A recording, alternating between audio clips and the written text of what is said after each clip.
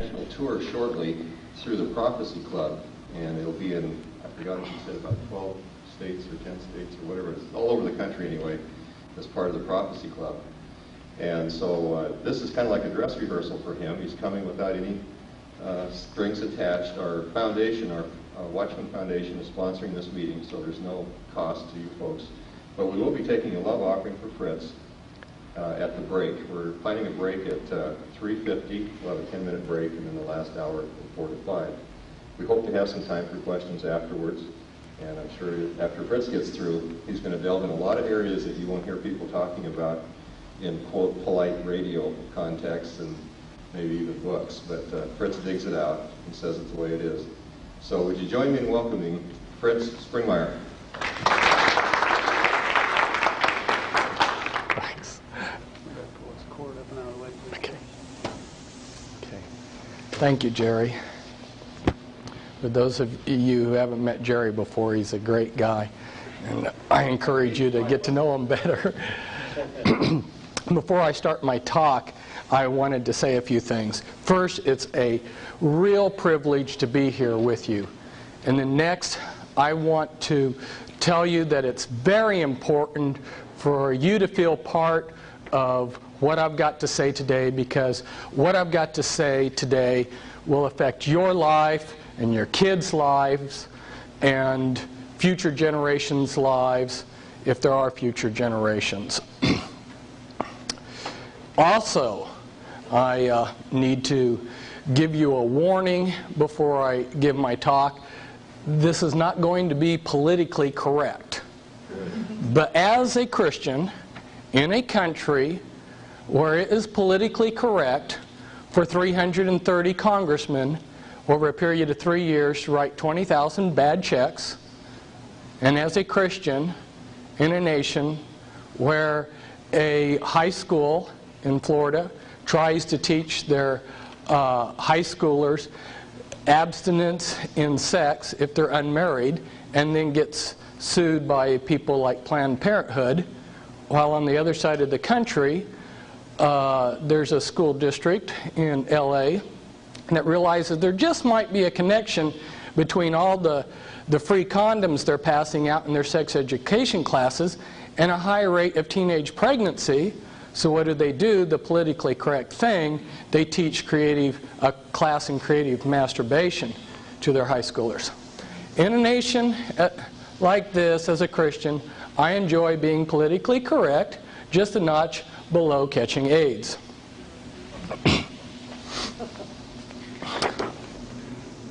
I need to give you one other warning, and that is, you need to find someone on break, probably, who you can talk with tomorrow.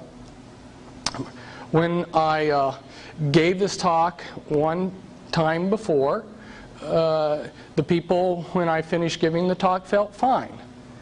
And then as things sunk in the next morning, they were devastated. And they said, Fritz, you've got to tell your people to ahead of time that they need people to be a support person. So network with each other and trade phone numbers, because I won't be there tomorrow for you. And there's going to be a lot of devastating things said today. Now, we may have to dim the lights if we're going to pick up the colored pictures.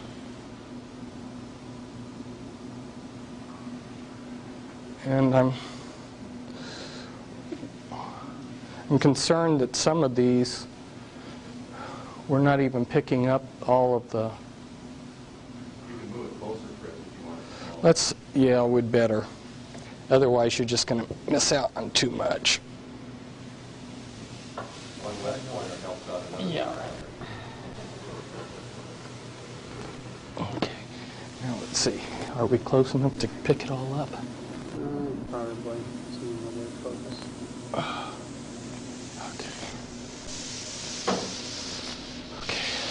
Okay. Thanks. Wasn't a very good picture anyway. That's true. It's a transparency made off of photocopy.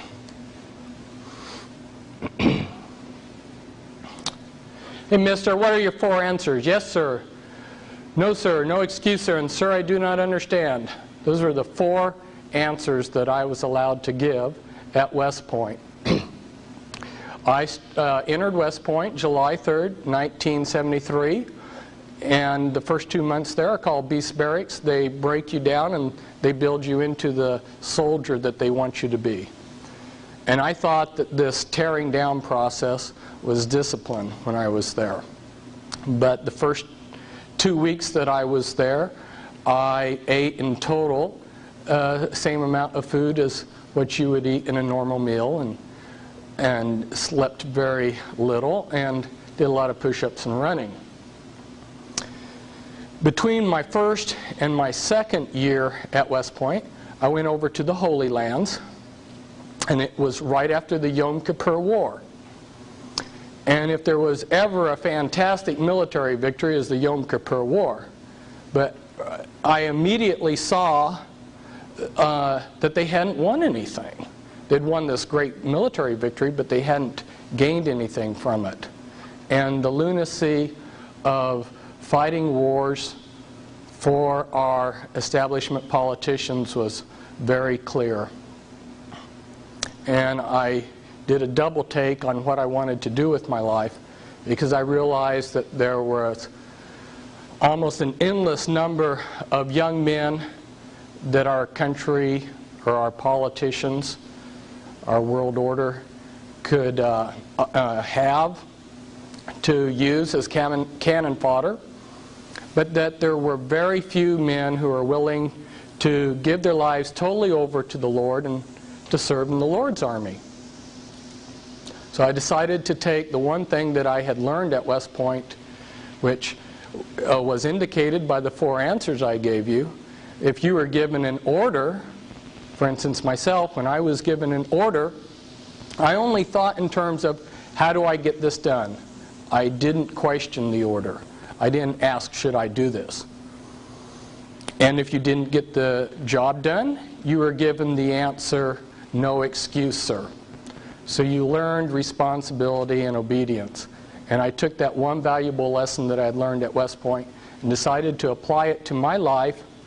So when I resigned in my second year, I was determined to do the Lord's will, no matter how silly that was, no matter what it was that the Lord wanted me to do, I was going to follow through and do it with the same determination that I had followed out orders at West Point. Now, if we start to look for God, where do we begin? In the beginning was the Word, and the Word was with God, and the Word was God. In the beginning was a symbol, and the symbol was with God, and the symbol was God. We use symbols to design, to communicate, to observe our world. The symbols that we use are what elevate us above animals. They allow us to design things. For instance, this is just a sample that I thought was interesting. I had a friend who had been in the Illuminati, and he was murdered this year.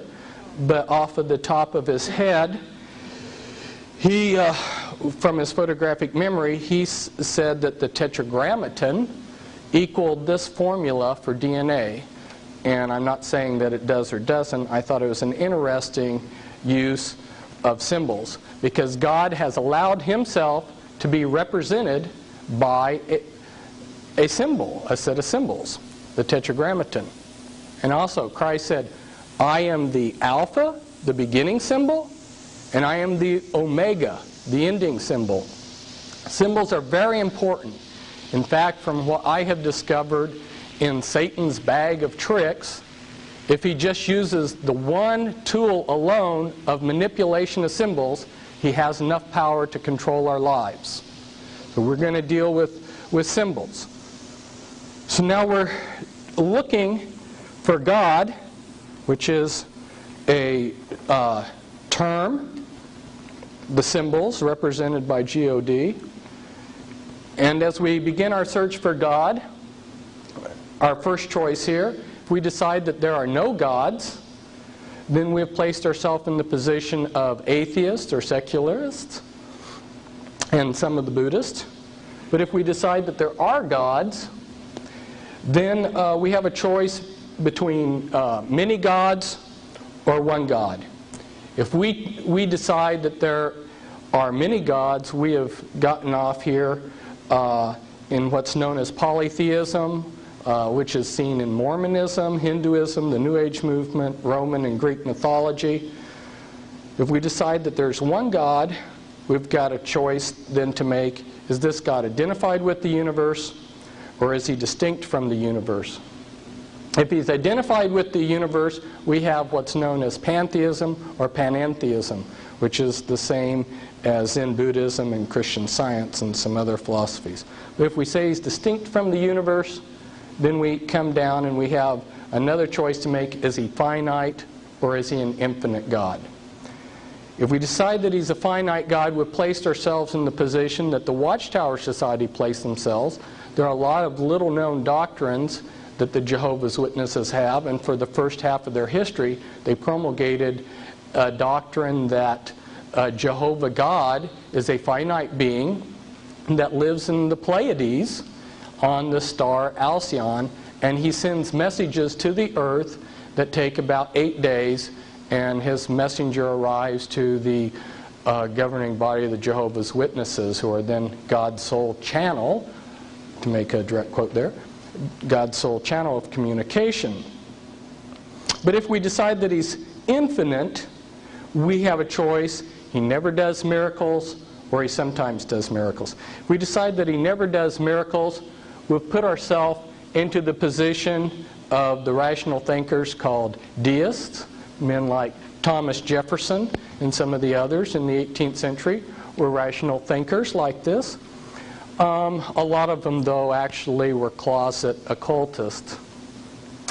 And if we finally come down here that this infinite God sometimes does miracles, we've placed ourselves into the faith that Abraham had, and is also seen by Islam and some types of Judaism, and your mainstream Christianity.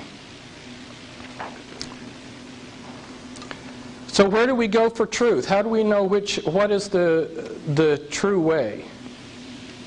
Well, as we begin our search, you remember back in the beginning there were 2 trees in the garden.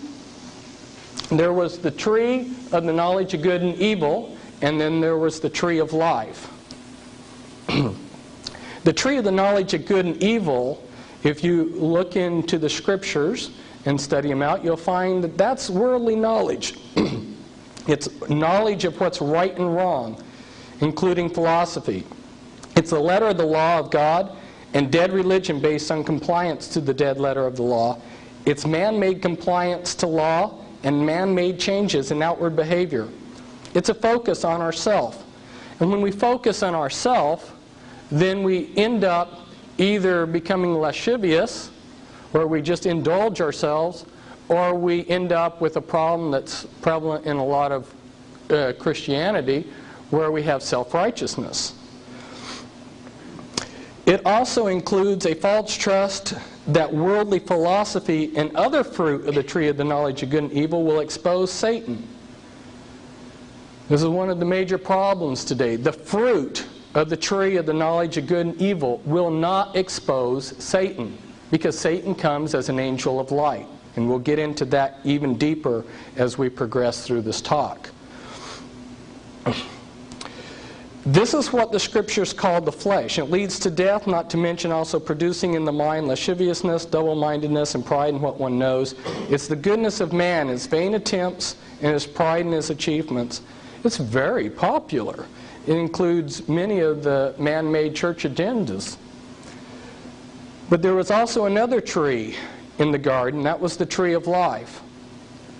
And that includes a fear of God, peace, God-centered knowledge that is relevant to what God is doing and therefore wisdom.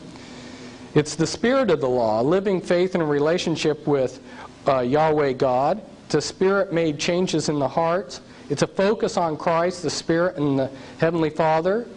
It exposes Satan and his influences by correctly using the living Word of God written by the Spirit along with the guidance of the Spirit. It's what the Scriptures call the Spirit. And it leads to life, not to mention a renewed sound mind and humility to learn from the Master Teacher and from others. It's the goodness of God and also His glory for His achievements and wisdom. It's not very popular, for a natural man doesn't understand the things of the Spirit. But we have a problem back there in the garden. What entered into the garden? Evil.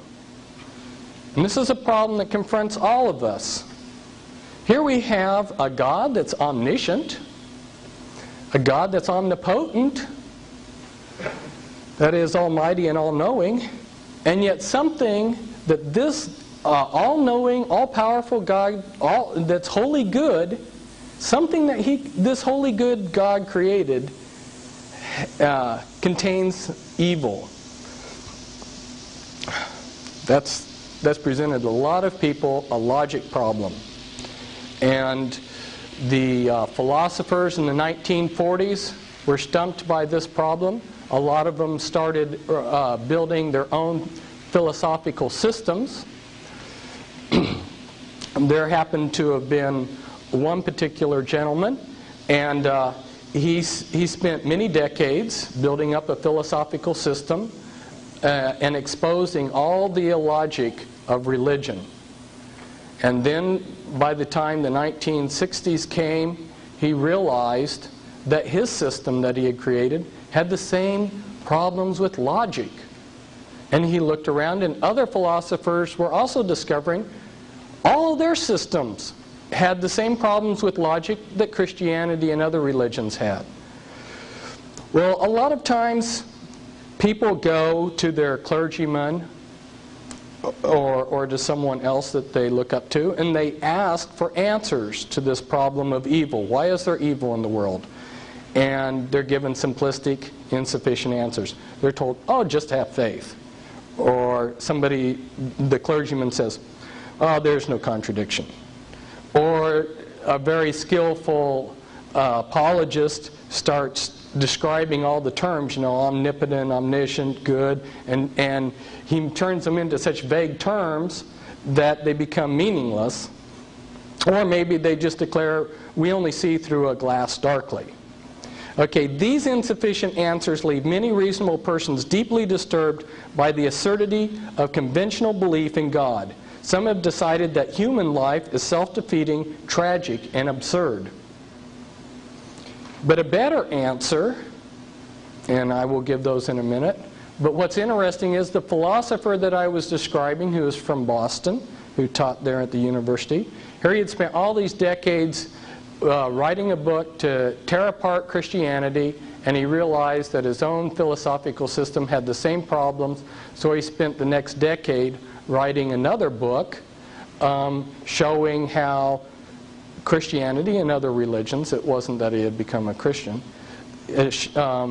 describing how actually they do have a lot of answers. So what are some of these better answers? To show people that every mathematical, scientific, and philosophical system has vagueness and contradictions within their principles. Philosophers cannot define and defend their own criteria of meaning without employing self-defeating arguments.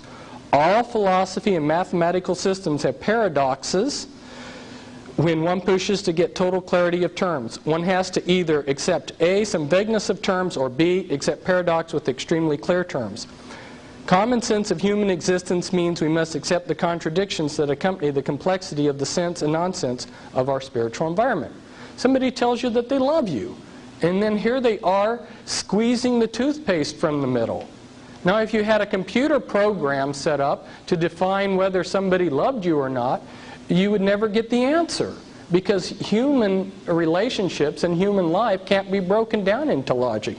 There's a lot of nonsense in our life. The problem of evil is actually a sign that reveals that there are deep issues of life that must be plumbed, like a crack in the earth's crust that plunges out of sight. God can view evil in a different view because He is above time and knows that with His unlimited power, all things will work for good to them that love God. God has unlimited power to bring something good out of evil. Proof of this ability is found in the life, death, and resurrection of Christ. In other words, evil is not out of control. God has said, I'm fixing a point here in time that evil can start. And why did He allow evil to start? So that each one of us would have the choice to make whether we wanted to love Him or not. We're not robots. If we were programmed to love Him, it wouldn't be real love. But we have the choice to reject Him and do whatever we want with our life. So He set a point here, and He said, evil can exist from here to there. And then He's given us the life, death, and resurrection of Christ to show that any evil within that time period can be transformed to good, which He will do. And Lord willing, we will all see. In order to bring true love into human existence, God had to allow choice, which includes the choice of rejection and disobedience by His creation. After a period of allowing mankind to choose to love Him, God promises to destroy evil. Now you're asking, well, Fritz, we all know this. We all have to face this issue either on a conscious or a subconscious level. We all wrestle with the problem of why is there evil when God is so powerful and so good? Well, the reason why I'm telling you this is because it's very easy for somebody to come up here and expose evil and not give you hope. See, I was called to do three things. I was called to expose evil, to give hope, and call people back to the Word of God. That's my assignment. Okay, there's a lot of people in prophetic ministries that they're able to give real easy hope. Oh, just vote these crooks out of office. You know, if you don't really expose evil, you can give simplistic answers. But if you really expose evil, and how many people really plumb the depths of how evil this world is, then you've got a really hard task to try to give people hope. But that's what I'm trying to do. Because this is very important. That's why we're going over. Because given a chance, I'd destroy the foundation of practically everything you believed in. And I may today.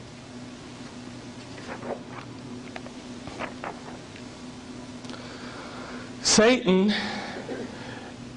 uses trauma as a vehicle to program into us a lie.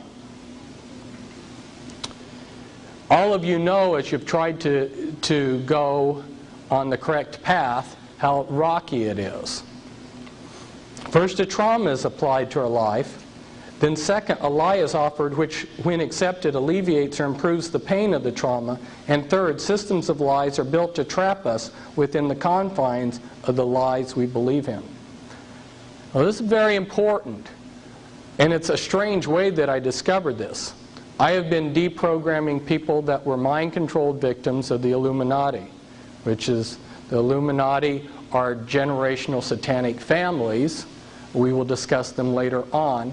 What is generational Satanism? It means that these families have practiced human sacrificing Satanism. Excuse me.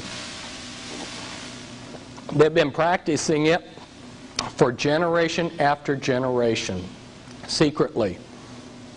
And as I was working on the mind control of these people, I began the type of programming, the generic name for it, is called trauma-based mind control. I began to realize that the elements of mind control that they were using on these people were also being applied to the population in general.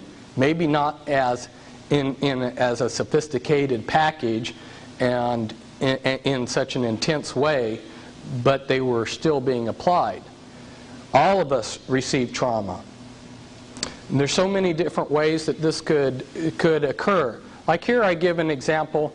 A Christian's life is cut short by Satan. The lie that is offered the survivors is God owes every person a full, happy, prosperous 70 to 80-year life. God is then blamed. Why did God let this happen?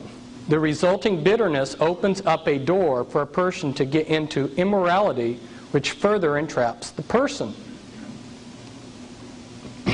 The reality is, if God gave us what we deserved in our weak, sinful nature, none of us would be alive because mankind is in rebellion to God, their Creator. People need to focus on what we have received from God, not what we haven't received. To focus on what wasn't given rather than the great gifts that have been given is ungratefulness. Therefore, when a trauma is applied to our life, we can use that trauma to program a lie into our life, or we can grow spiritually by seeing the deeper spiritual realities that the trauma is trying to teach us. For instance, if we're in a marriage, the problems that we receive can either draw us together or split us apart. The couple will either see the deeper spiritual realities and bond, or they will attach themselves to the lies that Satan provides to alleviate the pain. Another example of how this is happening, so you get a better idea. Let's picture ourselves in India many thousands of years ago, and a trauma is applied to our country. Then the lie that is given is if you worship this phallus symbol, this stone statue here, that will alleviate your pain. So they do, but the catch is since there's a demonic aspect to all of this, that there is some relief from the pain. And that's the lie. So then people grab a hold of the lie. Well, I received some relief from this trauma by worshiping this phallus symbol here. So then that is, Satan does a series of things that locks that in as a tradition of those people. And then the lie is locked in. The people are trapped in the lie. And this is all used in mind control programming on a micro scale, on a single individual.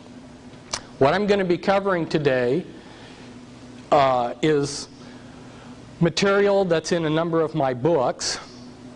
First, we're going to go over material that is in an 800-page reference book I wrote back in 1991, Be Wise as Serpents, which shows how this all connects on the physical level. And I will also later be getting into the mind control, and there are 2 books back there which I've co-authored. The most important one for you as an introduction to the subject is Volume 2, The Illuminati Formula Used to Create an Undetectable Total Mind-Controlled Slave. And we'll be getting to that topic later on. And before we do, we will also cover material covered in another book of mine entitled The Top 13 Illuminati Bloodlines.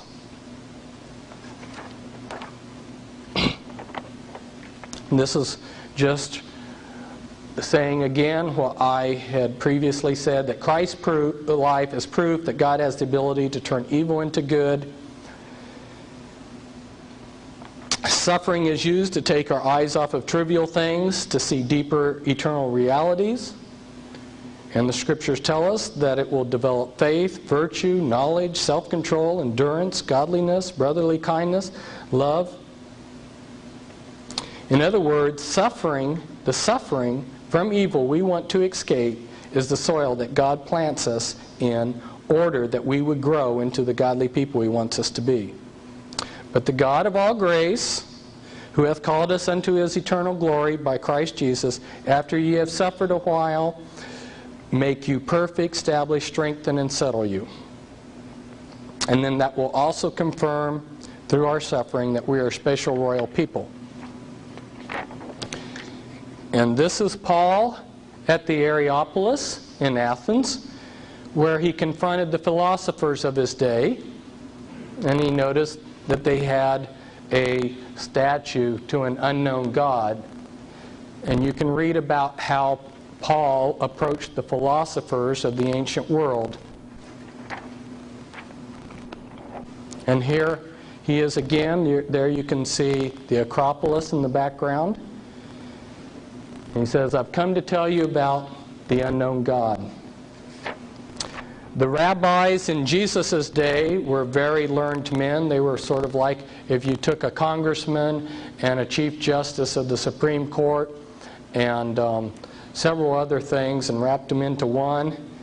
And a very learned scholar of the day, a rabbi, Nicodemus, came to Christ, and he said, born again? How can I be born again when I'm old?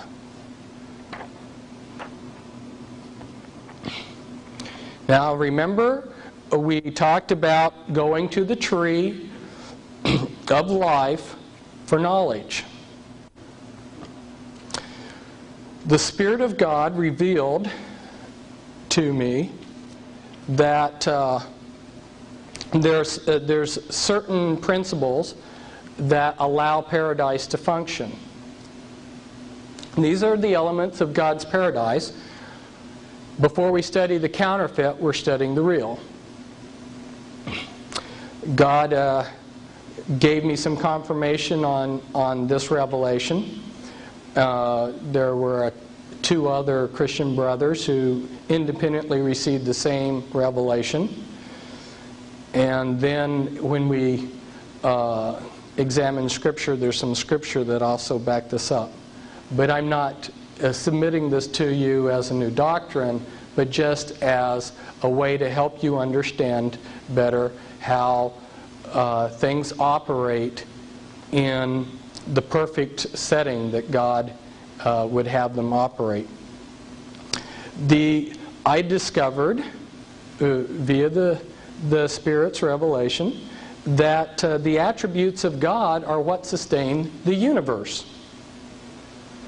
Justice, God's order, equity, truth, life, and true love forms the base of this. And interestingly, there's a number of other interesting things to this, is I discovered that when we go in and look at how we define God, we'll find those attributes being what make up the New Jerusalem. So the basic building block of paradise is a cube shape, which is stable. It has certain attributes to it. And you'll see some of the other things here that I've added that I won't go into. Another interesting aspect is that God protects this. If you go to Ephesians 6 and you look at the armor of God, the helmet of salvation protects eternal life. The breastplate of righteousness protects God's justice and equity. The belt of truth, which is pulling things together, a girdle there, is protecting God's order of things, which also includes His authority and authority covering. And then your shield of faith is protecting true love. True love believes all things. And then your sword of the Spirit is protecting truth. So the armor that God gives is protecting these elements that sustain paradise. Now this is important to understand this concept, because now I'm going to show you how it's been corrupted. This was also given by revelation, and it was also confirmed by some other brothers, but then it also got confirmation from a real interesting source. Besides my brothers in Christ, a man named Norman Dodd, who was placed in charge of the Reese Committee in 1953. He was the chief investigator. The Reese Committee was assigned by Congress, and they were hoping that they wouldn't do a very thorough job, to investigate the un-American activities of the foundations. Norman Dodd had spent his entire life rubbing shoulders with the movers and shakers of the world. He had been a banker. He had been in and out of a lot of the types of activities that the world's elite are involved in. And they thought that he was one of them, which is one reason why they would visit so freely with him. But he wasn't. And in rubbing shoulders with these people, he came to discover that they knew exactly how to run the world. And I've also discovered that too. I've worked with a lot of high-level people that have defected to Christianity out of the Illuminati, and I've done years of research, and one of the things that I've discovered is they've given us only the crumbs of what they know, and if they wanted to run the world perfectly according to this model, they have all the formulas, they know how to do it. But they're manipulating this world system for their own benefit. Now, Norman Dodd discovered that the shape of the world system that was set up was this double pyramid, double tetrahedron, and he discovered that there were 6 things that made up this this world system. In fact, his life was threatened when he showed one of the elite this model. So there must be something true. When he showed this to Cgzop5SArxs said, "I got to get out of here because if I stay and listen to you, your life's gone." You've got order, which is represented by the state, wisdom, which is value, equity as seen in the marketplace, justice by the courts, wealth, the prices. And here I've added to what Norman Dodd had by including health, which is a function of wealth and a possession, and then truth down here at the bottom, which is represented by church. And by manipulating these different elements of the world system, they are able to control the world.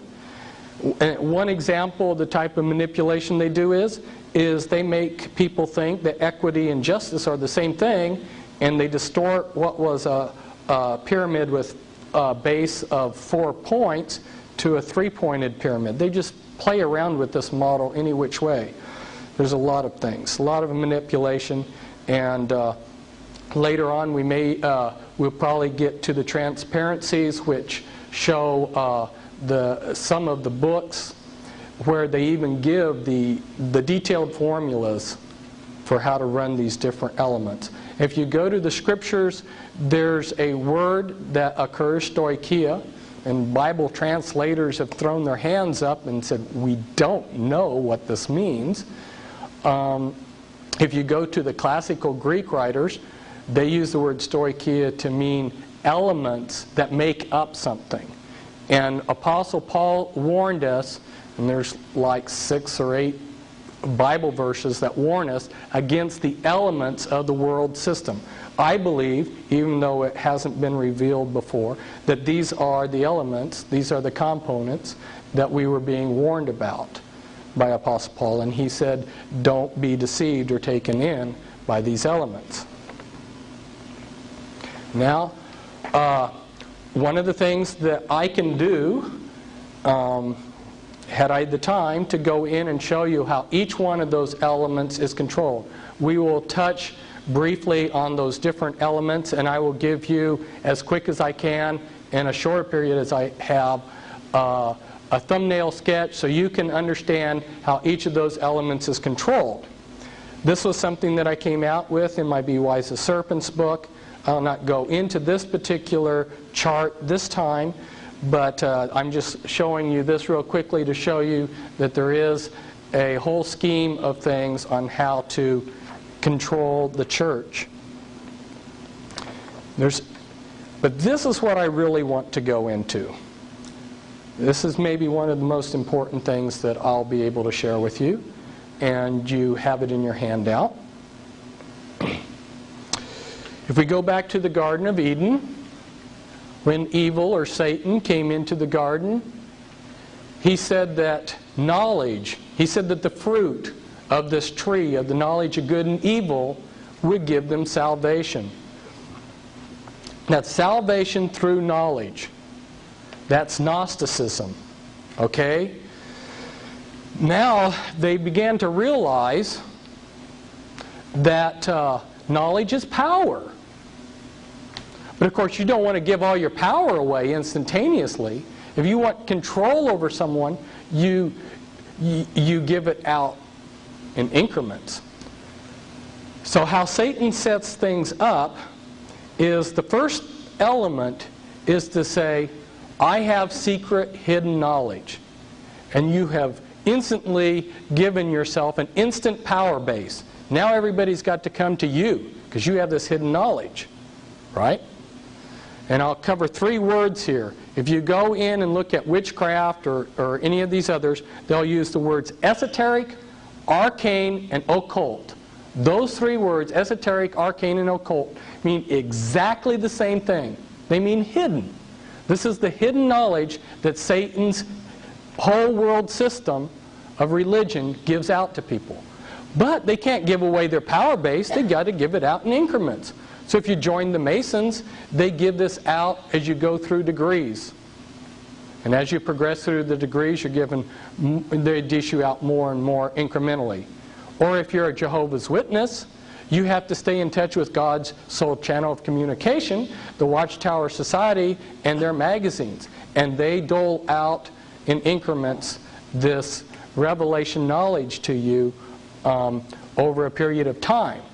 Or if you're in the charismatic movement, you're made dependent upon some great prophet that you can't leave him because he is God's source of knowledge to revelation knowledge to you, and they make you dependent upon that preacher alone. So the first component was hidden knowledge. The second component of how Satan sets up a Gnostic religion is to hand out this knowledge in increments.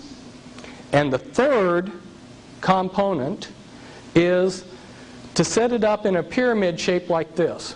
You cannot get the commitment from the broad masses that you could from a few select initiates. So they will have a group of initiates who are a higher class, and they'll have almost basically one religion for them, and then they'll have another religion for the broad masses. What you're looking at is the clergy class, for instance, of the Catholic Church and the laity.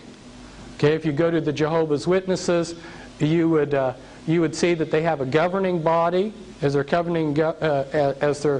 cover ruling body up here. They have an initiate class, which is called the anointed, who are promised heaven, and then you have the great crowd who are promised paradise on earth.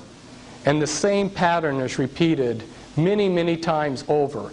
And I'll show you some of the groups that do this.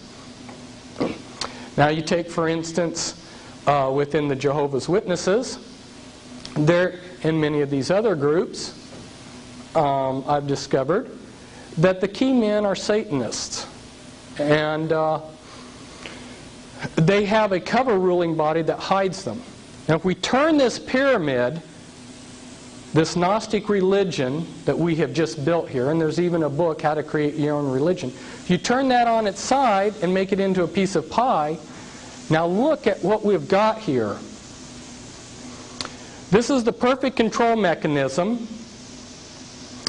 In the center of all these different religious bodies are Satanists that know each other, that are collaborating and working together. And this I've discovered is a fact. I'm giving you inside information there. Then surrounding them are the visible ruling bodies of these religious bodies. And then you have a priesthood within, or an initiate group within that religious group. And then you have your broad masses out here. Perfect control mechanism. You have, like, let's say, a Catholic out here, and they're fighting the Mormon out here, who's fighting the Jehovah's Witness out here. And the people on the outer fringes are all divided and fighting each other. They never rebel against the middle. If they would ever rebel against the middle, what's protecting the actual movers and shakers? The priesthood. Now some of the priesthood are actually committed, they're actually believers in what they're doing, and some of them are just corrupt. That's the way they make a living. But at any rate, they act as a buffer to protect the ruling body there. And this formula, which I got from the other side, by the way, can be seen in many different flavors.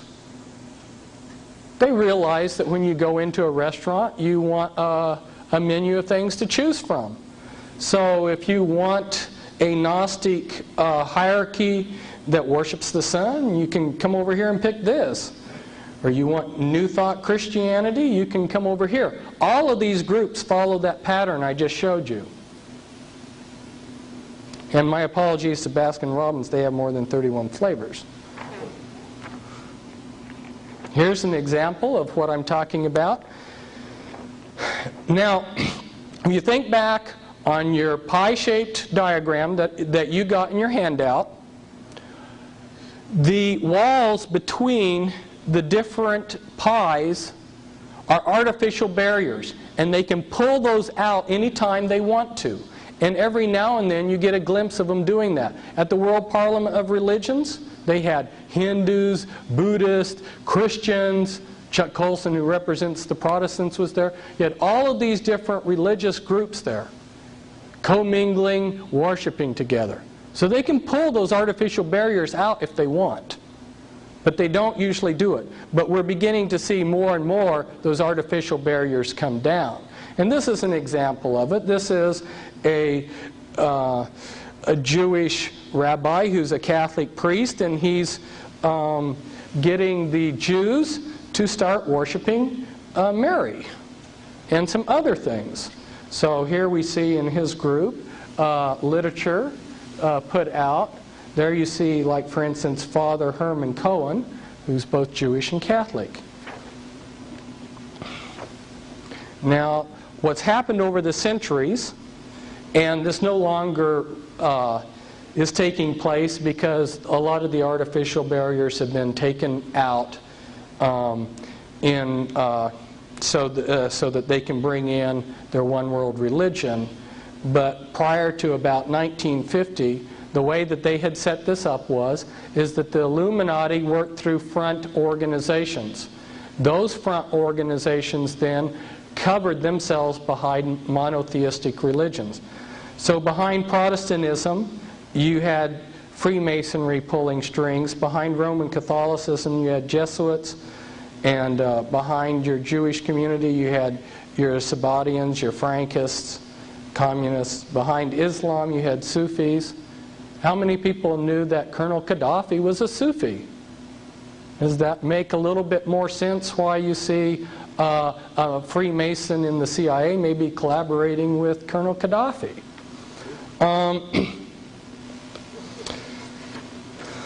Now, another organizational principle that they have is if you could see their pyramid structure, you could tear it down. So there's the spins principle. Marilyn Ferguson brought this out in the book that she's credited for writing. The spin principle is segmented polycentric integrated networks, where you set in motion, sort of like a series of tops, a whole bunch of different groups that are all spinning in the same direction. Then if the opposition comes, all they see is this one group. They can take it down, but they don't take down the whole network. And this is just New Age teaching institutions. But this is another example of some more New Age groups.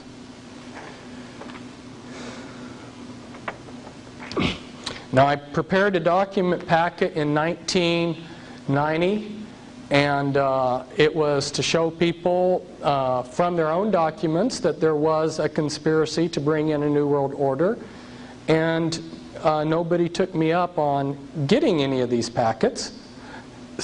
So then I put it into my 800-page reference book, Be Wise as Serpents, and hopefully now in 6 years things are changed enough that people will be able to appreciate the documents I'm going to show you.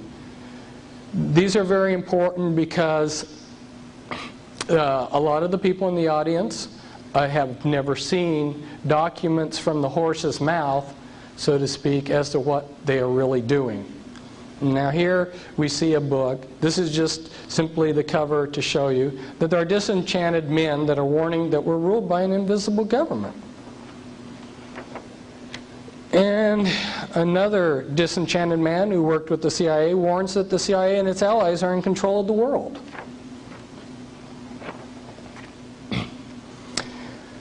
Now, because it was difficult for people to see the text, but I wanted to show you the whole page of what where I got the quote from. I have pulled the quote up and enlarged it over here to the side. Now, this was written by Manly P. Hall. Manly P. Hall was both a Grand Master within Freemasonry, and he was a Grand Master in the Illuminati. And he says, all of sincere heart will find consolation in the conviction that powers beyond and above human corruption continue to administer the destiny of the globe. It would be a mistake to confuse the governing bodies with the various sects which pretend to authority but give no indication or proof that they can manage efficiently even their own affairs. What was I telling you? That inner core of black in all of those pieces of pie that's secretly ruling? Now, Manly P. Hall knows who he's referring to here because he's part of that secret body. But of course, he speaks positively of it.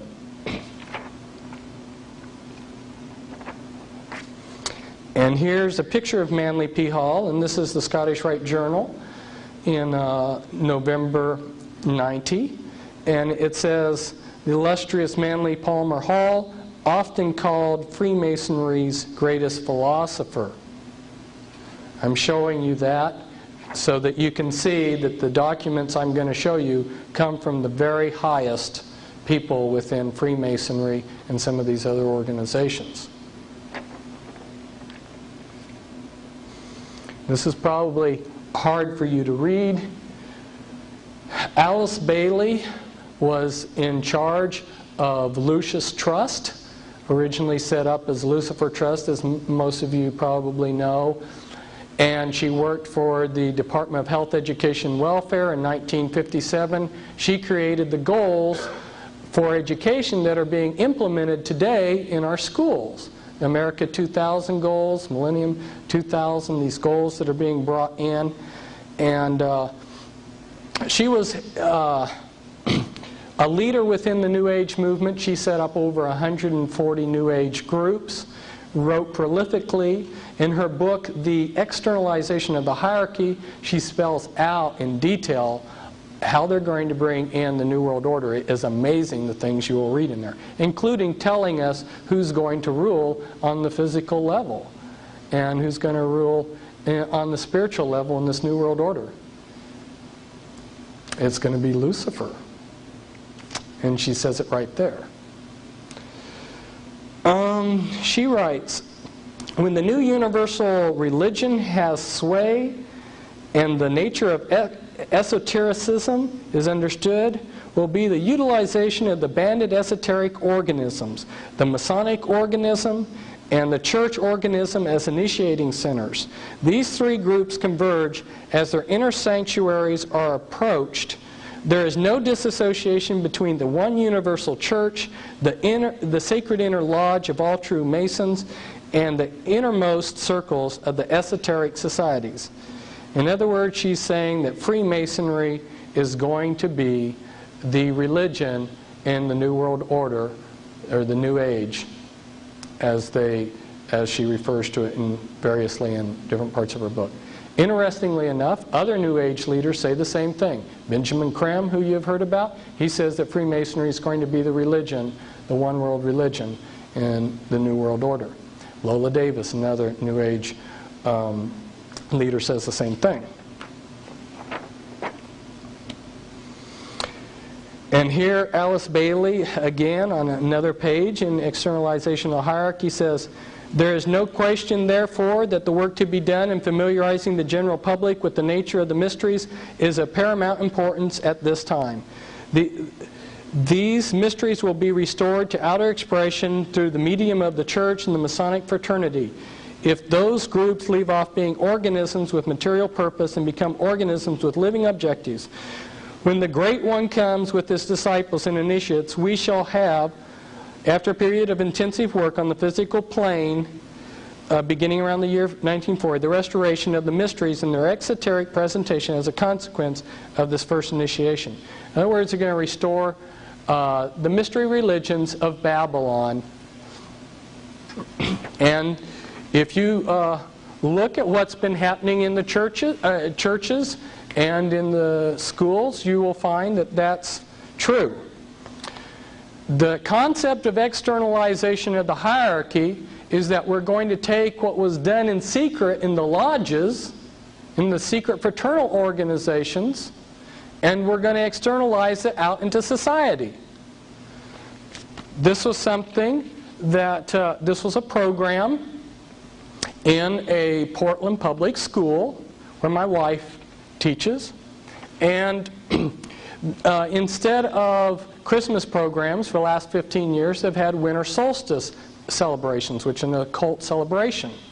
And this celebration a few years ago was celebrating Lucifer, the light bearer, and this was the program for it.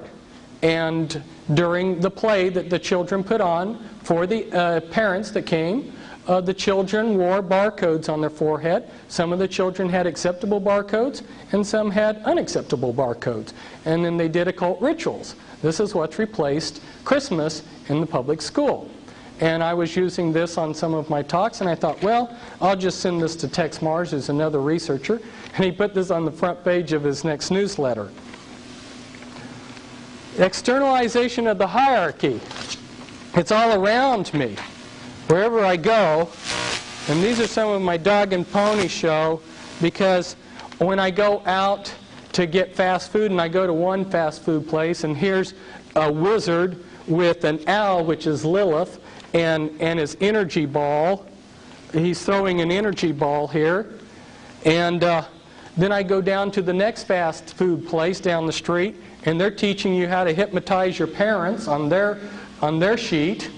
And then I go down to the next fast food place, and they've got another similar looking wizard here, and it says fire and ice. Fire and ice are very important symbols for the occult when they're paired together. And I go into the laundromat, and this is hanging up. This is a lady, Elizabeth Clare Prophet, who channels demons, and she's having a meeting in the Portland Masonic Temple to find your twin flame and how to use spiritual energy. And then I go to the public library, and they're passing these out free. It's Metaphysics for Our Age. If you don't know what metaphysics is, that's witchcraft.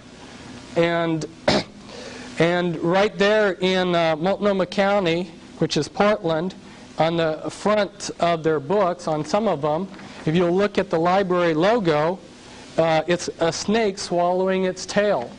Well, if you'll look in Manly P. Hall's book on page 100, The Secret Teachings of All Ages, you'll find that that's an Illuminati symbol. In fact, they even use the word Illumo there on their seal of Multnomah County Library. On page 100, which is C in his book, he says that a silver ring of a snake swallowing its tail is a symbol of rank within the Illuminati. When I met the Grand Master for the Illuminati for a 3-state area, guess what he was wearing on his hand? It was a silver ring of a snake swallowing its tail. I tell you that for several reasons. One is that ring was a symbol of rank within the mystery religions. The Illuminati is simply the continuation of the mystery religions that we are now talking about, and you're seeing documentation about by people by Alice Bailey. When she's talking about restoring the mysteries, she's talking about restoring the mystery religions. And here she says, by means of the educational work of the world, the great Lord seeks to reach those of the intelligent public who cannot be reached by means of ceremonial and symbolism as in Masonry, or by religious means and ritual as in the church. It touches the masses and those in whom an intelligent aspect predominates to the lessening of the other two aspects. In other words, we're going to try to teach them the truth, the mystery religion truth, in the fraternal organizations. But not everybody goes to a fraternity like the Masonic Lodge. So then we'll try to get them in the churches. But not everybody goes to the churches. So our safety net is education. And I just threw this in because this was something put out by a group called Triangles, which Lucis Trust formed. Lucis Trust happens, by the way, to be one of the publishing arms of the United Nations. And it's located there on United Nations Plaza. And they've got offices in Switzerland and England, London, England, and New York, which are elite headquarters, as you know. And of course, their triangle groups are in, as you see, 110 countries from this letter. And this next document, this is the cover of the official magazine of the Supreme Council, the 33rd degree of the Freemasons, and it's been called the New Age magazine for over 100 years. And in the 70s and 80s, the Christians were still debating whether there was a New Age movement, and the Freemasons had been carrying out, promoting the New Age movement for 100 years. And inside this particular cover, I pulled out a page, and guess what it says here? As stated before, God's plan in America is a non-sectarian plan. Our Constitution is non-sectarian. Our great American public schools, God's chosen schools, are non-sectarian. The great spirit behind this great nation is non-sectarian. Our great American public schools have never taken away from any child the freedom of will, freedom of spirit, or freedom of mind. That is the divine reason that great God, our King, has chosen the great American public schools to pave the way for the new race, the new religion, and the new civilization that is taking place in America. Any mother, father, or guardian who is responsible for the taking away of freedom of mind, freedom of will, or freedom of spirit is the lowest criminal on this earth, because they take away from that child the God-given right to become a part of God's great plan in America for the dawn of the new age of the world. Shame on you, Christian parents, for sending your children to a Christian school. You're the lowest criminal. That was back in the 50s. And back in 1920s, the Ku Klux Klan and the Masonic lodges in Oregon carried out the first of a whole series of acts designed to destroy the Christian schools. If you wonder why this Christian schools, which used to be the foundation of schooling in this country, disappeared, look to the Freemasons and groups that they created, like the Ku Klux Klan. This is again from Manly P. Hall's book, another of his books, America's Assignment with Destiny. He's got several where he spells out very plainly in esoteric language what's going to happen. He says, the genuine esoteric associations always required that disciples prepare themselves for careers of practical service. The student was expected to attain to a state of unusual skill or proficiency in some branch of learning. He was then to practice this profession or craft as a means of extending his sphere of constructive influence. He was to teach through example, enriching his chosen vocation with the overtones of enlightened religious philosophy, thus gradually creating a significant zone of influence. He was available for whatever tasks the keepers of the great plan required. Okay, people who join Freemasonry, what are they being used for? To implement the plan to bring in a new race, a new world religion. And if you read in his books, you'll find out what this great plan is. It's the New World Order. So if you're in an esoteric organization like Freemasonry, that's what you're to be used for. And this is Alice Bailey. And Alice Bailey, by the way, was in co-masonry, or women's branches of Freemasonry. And she says, the three main channels through which the preparation for the New Age is going on might be regarded as the church, the Masonic fraternity, and the educational field. She says the Masonic movement will meet the need of those who can and should wield power. It is the custodian of the law, is the home of the mysteries, and the seat of initiation. It holds in its symbolism the ritual of deity, and the way of salvation is pictorial preserved in its work. The methods of deity are demonstrated in its temples, and under the all-seeing eye the work can go forward. It is a far more occult organization than can be realized, and is intended to be the training school for the coming advanced occultists. In its ceremonials lies hid the welding of the forces connected with the growth and life of the kingdoms of nature, and the unfoldment of the divine aspects in man, to make man divine, which was the lie in the Garden of Eden. So I might tell you that if it's gotten a little bit confusing here, I've said that Freemasonry now is the mystery religions, and I've said that the Illuminati are the mystery religions. Well, Freemasonry is the outer symbolism of those mystery religions. And if you're born into a generational satanic family of the Illuminati, they would actually, properly speaking, would be Luciferians, but I'll explain the difference later. Gnostic Luciferians. They would want you to go through Freemasonry so that you would learn the symbolism of the mystery religions.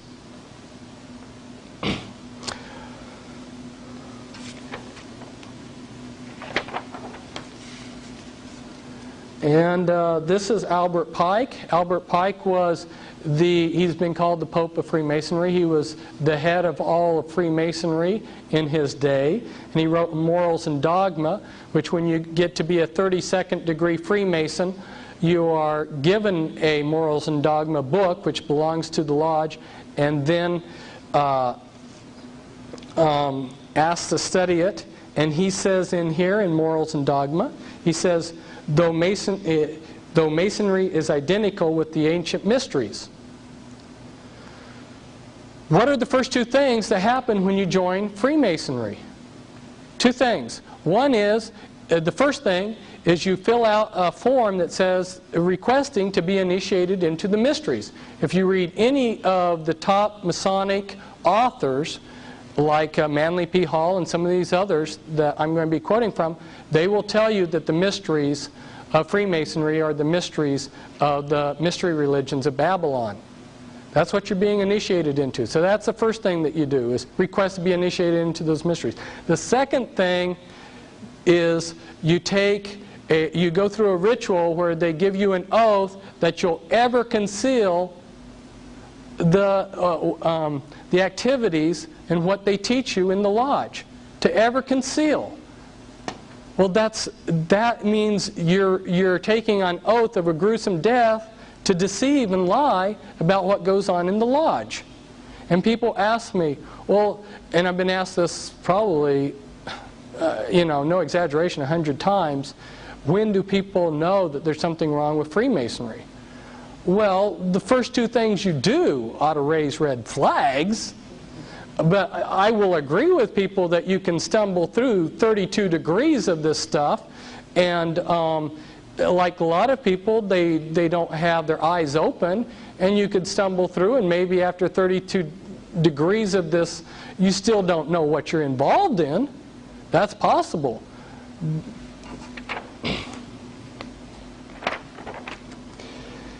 Now, you'll see that what I'm quoting here, I have these a little bit out of order, but you'll see in another transparency that this comes from the highest, what he says is on the authority of the highest level of Freemasonry. And in here he says, this is Clymer in Ancient Mystic Oriental Masonry, and he says, Obelisk and Freemasonry. According to our reading of history, the priesthoods of Belus or Baal in Assyria, of Osiris in Egypt, of Jehovah in Palestine, of Jupiter in Greece and Rome, of Ahura Mazda in Persia, or Brahma in India, and of two states in Britain were primitive secret societies who instructed and governed the primitive families and races. It little matters whether we call the members of those priesthoods Bilites, Pastophori, Levites, Curatists, Magi, Brahmins, Druids. They were connected by secret ties and intercommunicated from the Indus to the Tiber, from the Nile to the Thames. Hence, there ever has been, is, and ever will be Freemasonry on our planet. There were many mystery religions in the ancient world. Each of those mystery religions, if you go back to your pie-shaped diagram, had a secret ruling body. Those secret ruling bodies collaborated. There was a governing body that governed all of the mystery religions. That's what he's talking about here. Okay, and I have some of the codes or the keys to unravel that worldwide unity that existed long ago.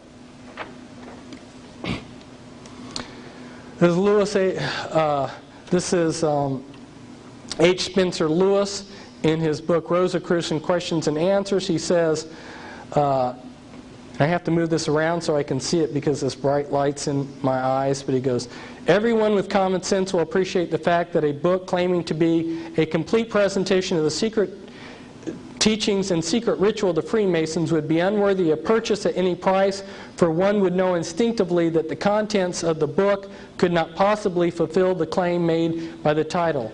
The same may be said of books dealing with the subject of Rosicrucian philosophy. The things that I'm telling you about, if you ask a Freemason, they're not going to confirm them. They're not going to validate them. And this on the previous book that you saw by Clymer, I have this in here because he says, I quote from the highest Masonic authorities in the world, and that which concerns mystic Masonry comes direct from who knows and who has no superior in this work. So I'm giving you information from the top in case you doubt these authorities. This is simply showing us, again, in the same book, that Masonry was founded on the ancient wisdom religions, and when founded was not known as Masonry.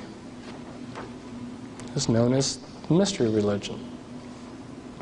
And this quote by the same man in the same book, Ancient Mystic Oriental Masonry, the religion then of Masonry is pure theism, on which it... that's good enough.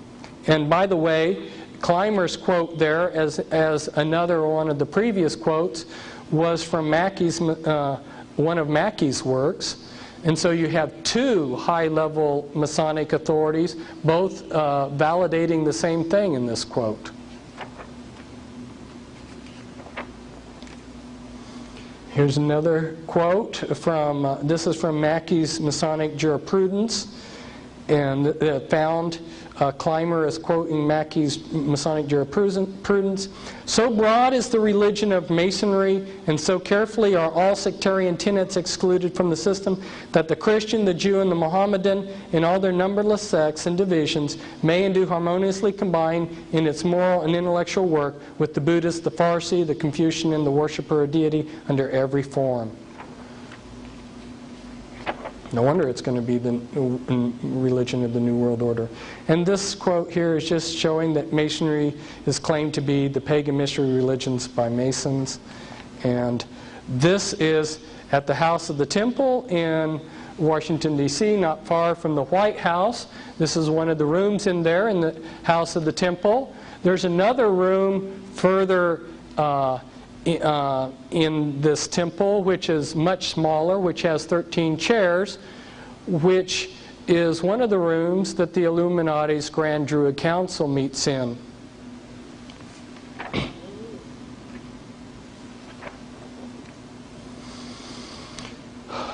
This is from the New Age magazine, the official organ of the Supreme Council of the 33rd degree of the Scottish Rite.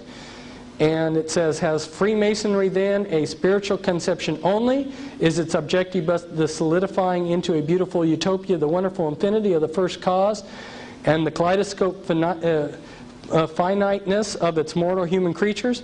Is its mission solely directed to the establishment of the long-heralded and hoped-for kingdom of the brotherhood of man? You know, when I wrote a book back in 1990 showing the connections between the Watchtower Society and the occult world, it's a book is back there for you to look at, The Watchtower and the Masons.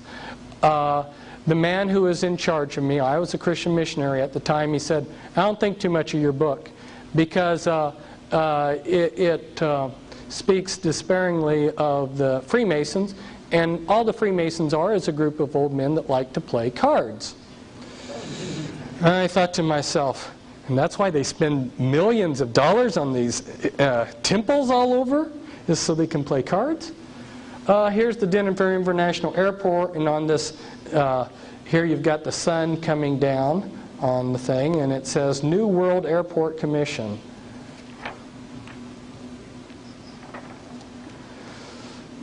This is Manly P. Hall again. He says, when evaluating the esoteric groups, that would be like the Rosicrucians and Freemasons and Lucis Trust, etc., of this period, the most reliable guide is their acceptance of the responsibility of the Great Plan. I've already explained that's the plan to bring in the New World Order.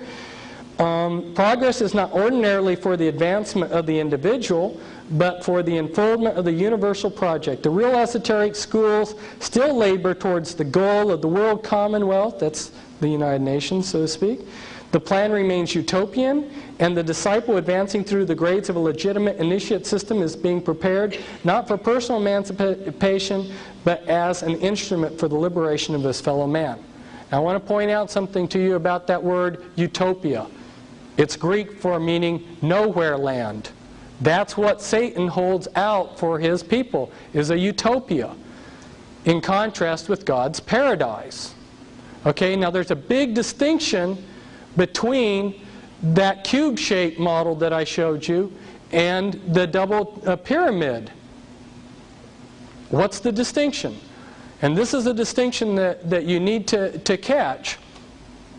When they started this country, most of the men that founded this country were Freemasons. 33 of the 35 signers of the Declaration of Independence were Freemasons. If you look at the Declaration of Independence, Thomas Jefferson, who was a member of the Illuminati, he wrote, nature's God. You know, he talks about nature's God. What kind of God did Thomas Jefferson believe in? He believed in the type of God that these people who worship nature, your Wiccans, believe in. And that's what he was referring to. And the Constitution was constructed to be the carrot to bring us into this New World Order. It was to be the most perfect form of government that Satan's world system could construct, so other people would want to revolt. And they created this on purpose, this Constitution, so that like a thread in a garment, you could pull this thread and unravel it. Okay, it was intentionally created that way. But there were some very fundamental differences between our Constitution and God's paradise. And let me explain that, because it's why we're in a lot of trouble. If you'll go back and look, remember we talked about in that earlier diagram about God being the lawgiver and order. Remember, that was one of the elements of paradise, God being the lawgiver. When they set this country up, who did they make as the lawgiver? The legislature. So, where the Bible says homosexuality is a sin and wrong, that's the law, right? Homosexuality is wrong. That's the law of God. But by usurping the role of God and giving the role of God to man so that they can be the lawgiver, now in our country they can come along and they can debate whether homosexuality is good or bad, and if they decide that it's good, they can promote it however they want. See, that's a fundamental difference between paradise and the Constitution. Not that the Constitution doesn't have a lot of great things about it, but you have to understand it relates to the utopian concept that Satan has been promising the world. Now, this comes from a Masonic magazine, the Masonic Review, and it says, Masonry's greatness is not in the antiquity of its beginnings, neither in its conservatism, but rather in the fact that it has always been a leader of thought and action. I repeat, a comprehensive understanding of the history of Masonry leads us inevitably to the conclusion that not through conservatism has it most served the world, but rather through its spirit of unrest, its utter abhorrence of unnecessary restraint, its abiding love for the liberty, its unconquerable desire to progress away from the old to the new and better conditions. Whenever the conflict has been waged between the old and the new, between a narrow conservatism and real progress, our Masonic brethren have been found on the right side. Witness the members of St. Andrew's Lodge of the Green Dragon who threw the tea into Boston Harbor. I wish I had $1 for every time an American talked about the Boston Tea Party being a tax revolt against high taxes. What really happened? You can change history by just altering a few facts and a few details. What happened is that English Parliament drastically cut taxes. They drastically cut import taxes so that they were bare-bottom taxes. Now, the Freemasons of the time were smuggling illegal goods into the colonies. They were smuggling a lot of opium in the bottom of ships, and they were also smuggling other goods like tea. When import taxes on legitimate tea were cut drastically, it meant that their illegal tea no longer was profitable, and they were going to lose out on their smuggling. So when these Masons got together for their lodge meeting at this Green Dragon Inn, and I want you to remember that name, Green Dragon, for later, they decided, and you can see it in the minutes of their lodge meeting, they closed the lodge meeting immediately and then discussed how they would form this Boston Tea Party. And they dressed up as Indians, and their Masonic lodge went down and did a criminal act, and there happened to be this captain who was just in the wrong place at the wrong time, and they took millions of dollars of his cargo and dumped it into the harbor. And since that time, history has been warped a little bit, and people see that as a great patriotic act. And here in my Be Wise as Serpents book is one of the diagrams that I put together showing Masonic lodges during the American Revolutionary War period.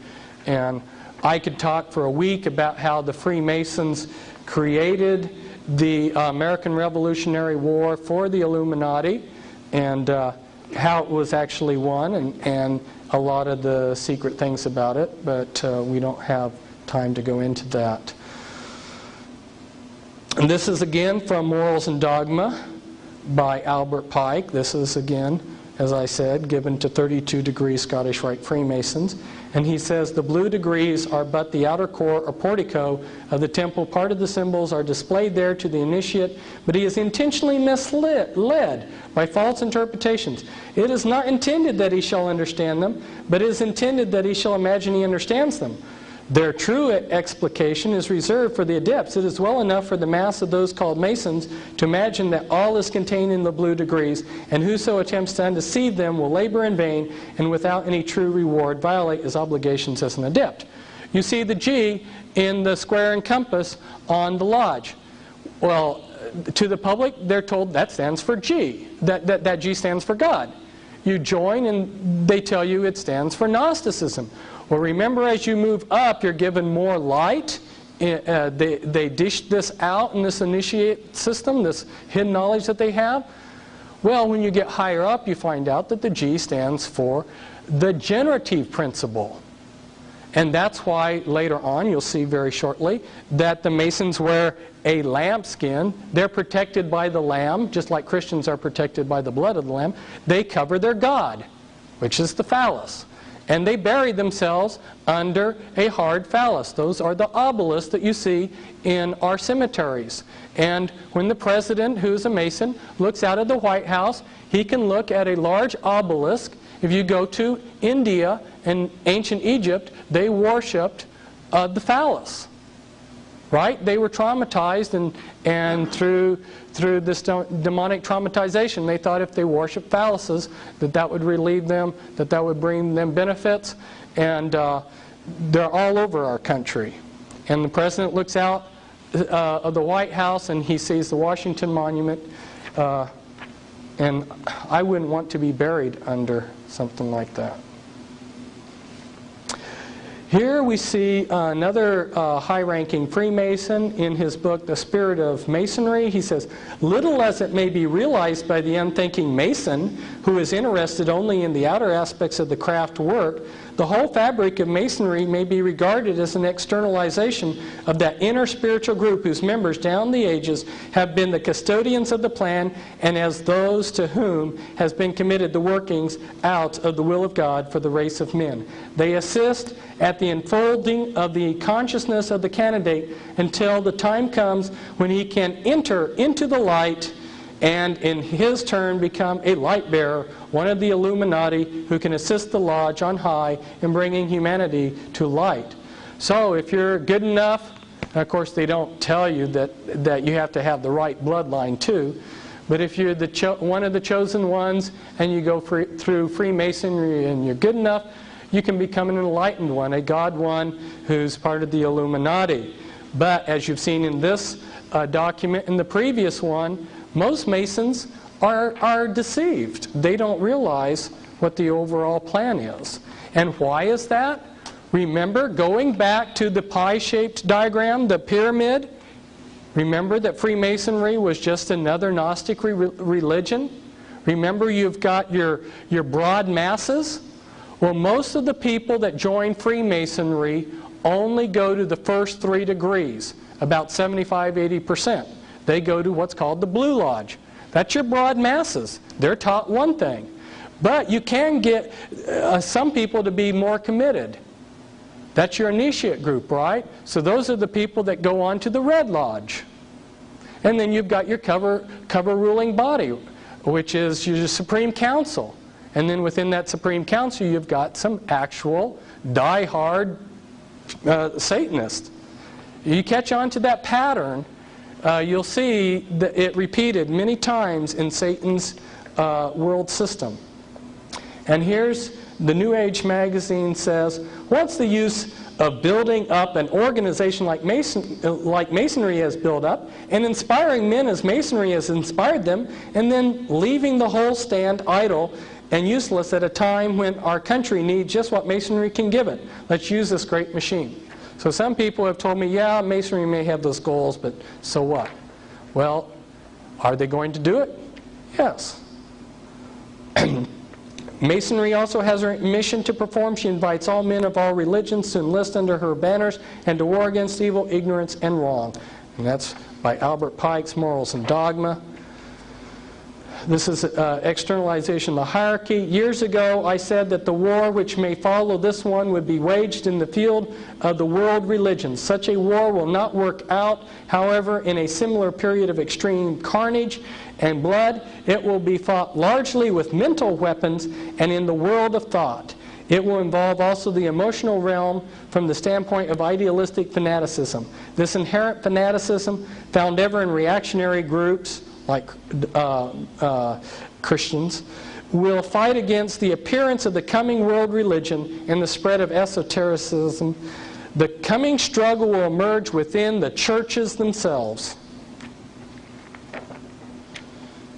And again, she tells us that the outline of this universal church shall appear by the end of the 20th century. And here's from the New Age magazine again, where they say Freemasonry is a world power. How much of a world power? In 93 in my newsletters, in one of them I published a list of several hundred high-ranking Vatican officials who are high-ranking Freemasons, and I gave their secret Masonic initiation dates and numbers. And that's just a little bit part of the list.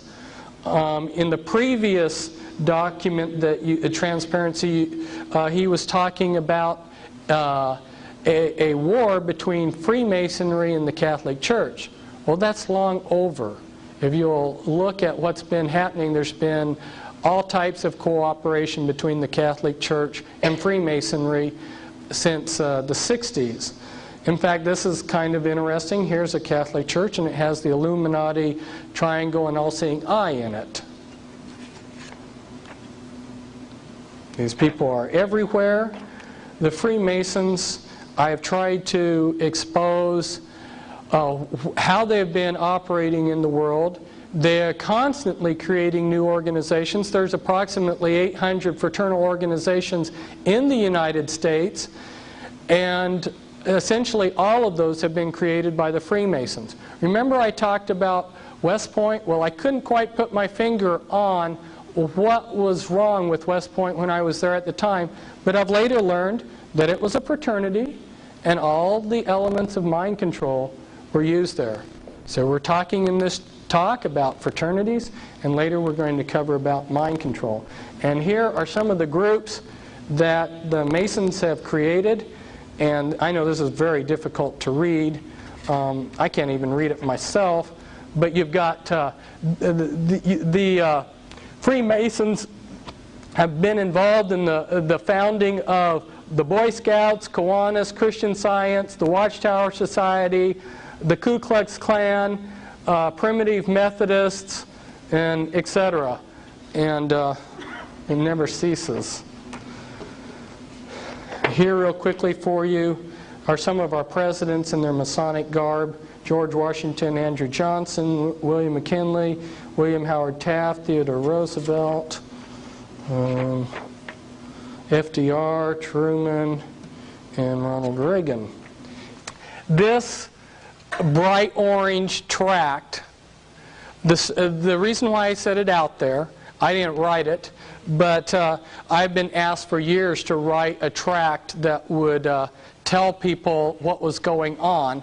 And as I went back and prayed about it and looked at historically how tracts have been written, one of the things that I noticed is that the things that appealed to the common people use symbolism. And you look at this symbolism on here, right there on the front, it says America under siege, American peril, explosive exposés of the treasonous betrayal of America and Americans by traitors in and out of the government. Boy, boom, you've been told a whole mouthful right there real quick. And so I thought this tract was really good, and I went down to downtown Portland and passed out several hundred. And the next day I had a SWAT team at my house wondering what kind of neo-Nazi I was. But you are welcome to take as many of these as you want to pass out, because that's why I got them. I was passing them out not because they sell a book, which is true, but because I thought that they would tell the common person very quickly that we're in a heap of trouble.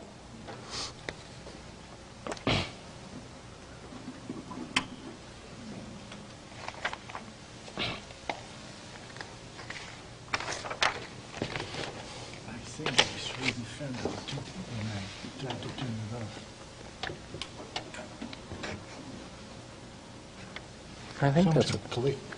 no. It's working. Oh, okay.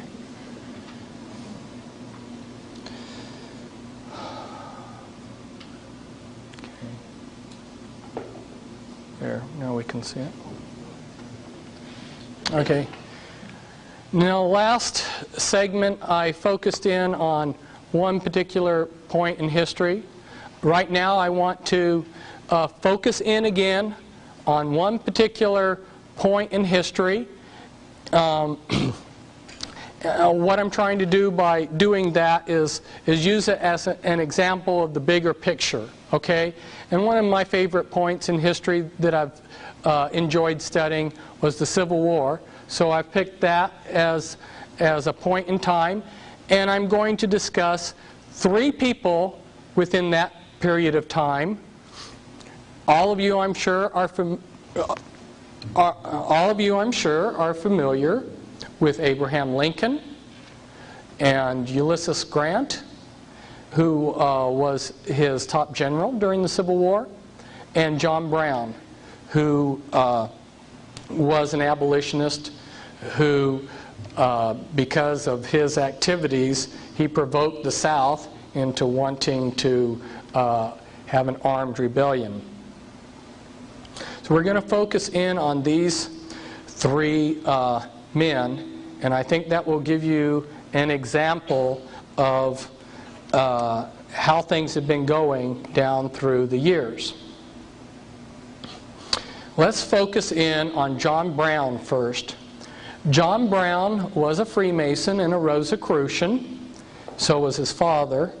And he was taught by a man named George Lippard to be an anti-slavery abolitionist. George Lippard started the anti-slavery society.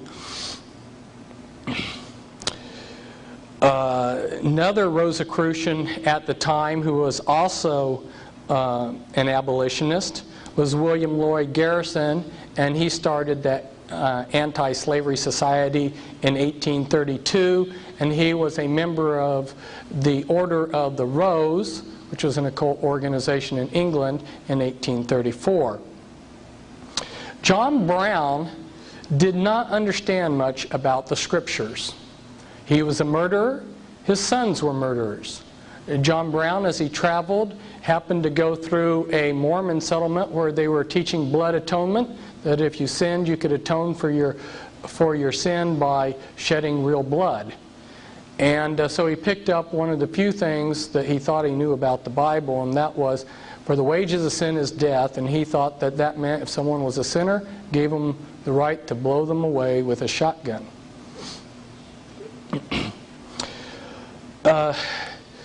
The Illuminati had decided that the United States was getting too big and too powerful and rich, that they needed to divide and conquer. There are a whole number of reasons as to why they decided to create the Civil War. One was just they love to be greedy, and war is a great opportunity to make all kinds of profit from the privateering and running drugs, because like during the Civil War, there was as great a drug problem with the population then as there is today, and morphine and things like this and opium were smuggled in, and great profits were made. So for a number of reasons, the Illuminati made their decision. There were some high-level meetings that were carried out that I could talk about, and then they had to have men to implement these decisions. There was a club called the Bird Club, which met in Boston in a hotel, and this Bird Club had a member called Senator Charles Sumner, who had gone over to Europe and met with Illuminati leaders, for instance Giuseppe Mazzini, and he came back with instructions for the Bird Club. Most of the men in the Bird Club were Unitarians. Some of you may be familiar with the Unitarian Church. Anyway, there was a Unitarian reverend named Higginson, and one named Parker, and another one named Stearns, who happened to have a lead pipe company, and if you know what drinking water that's filtered through lead does to you. And then there was another man, Gerrit Smith. His father, Gerrit Smith's father, had been a co-worker with John Jacob Astor I, who was an Illuminati kingpin who we'll discuss later. Gerrit Smith was a multimillionaire. And another one, a member, was Dr. Samuel Howe and Franklin Benjamin Sanborn. They reversed the name of Benjamin Franklin, who he is named after. These men were conspirators to run munitions and money to John Brown to carry out armed revolution.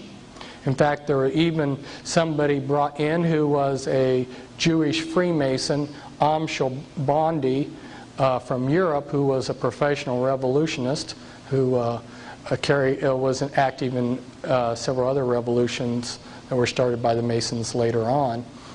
And he worked with John Brown to create an armed revolution.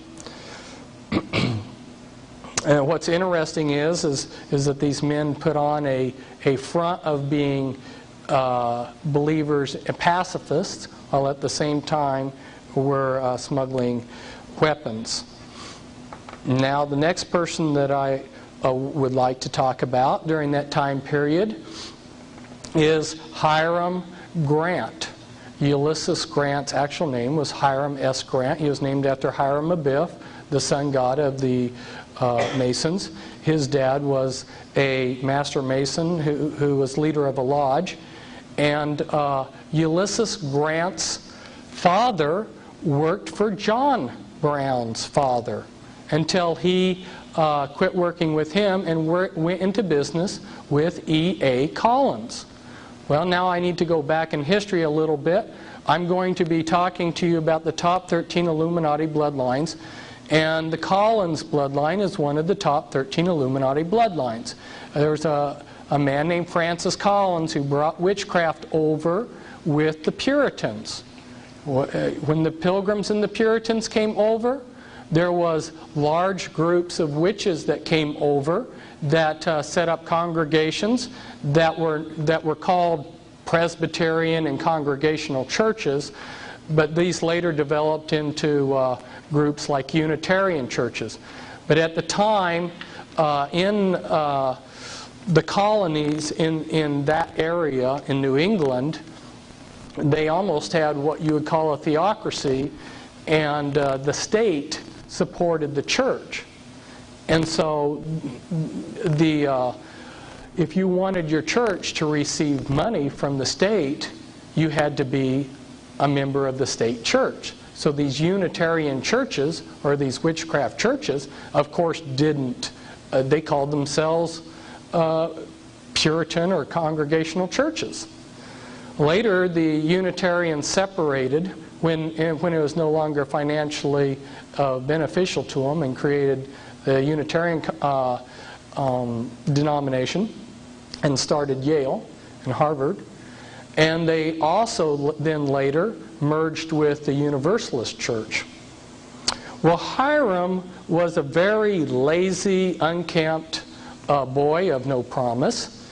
And so his father, being well connected, because, by the way, I might mention that Hiram Grant's father was Jesse Root Grant, and you're familiar with the Root name, Elijah Root, those who study conspiracy. And Jesse Root Grant was of the Collins family. And being well connected, since Hiram showed no promise, they got him an appointment through their connections to West Point. When he got to West Point, they named him they gave him the name Ulysses after the Greek mythological character. Well, he came from the town of Georgetown, which barely had 1,000 people in that little village, and yet there were over 20 high-ranking generals within the Union Army that came out of that little town. There were 4 generals and 1 colonel in the Union Army before the Civil War started, and then they added to that 9 more generals from that little village alone. Had a lot of pull.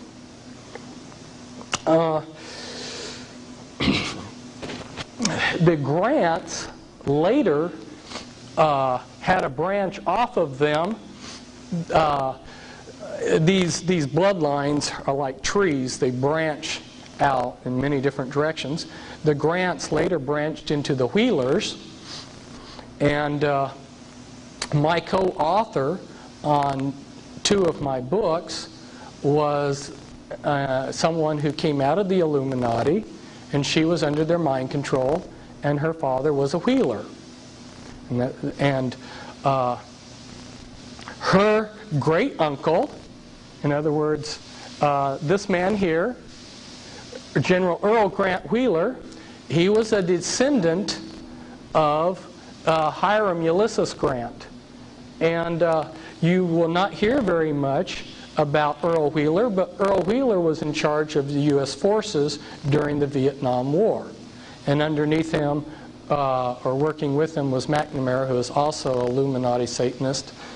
But interestingly, the Vietnam War, which was created by the Illuminati to create a drug culture in the United States, had their man, Earl Wheeler, sitting there as the head of the Joint Chiefs of Staff, and his brother, who was named Ulysses Grant Wheeler, his brother's son, Leo Wheeler, was on the west coast of the United States, helping bring in the drugs from Vietnam. Now, Ulysses Grant, he entered the U.S. Army when the Civil War started on April 23rd, 1861. And on August 7th, 1864, he was made Commander-in-Chief of the entire Union forces. And then that was antedated back to May 17th, 1864. So what we see here is Ulysses Grant going from buck private to Commander-in-Chief of the entire Union forces in 3 years. Now, one of the branches of the Collins family that branched out before the 19th century started was the Todd family. And guess who married a Todd? Abraham Lincoln. He married into the Todd Collins family.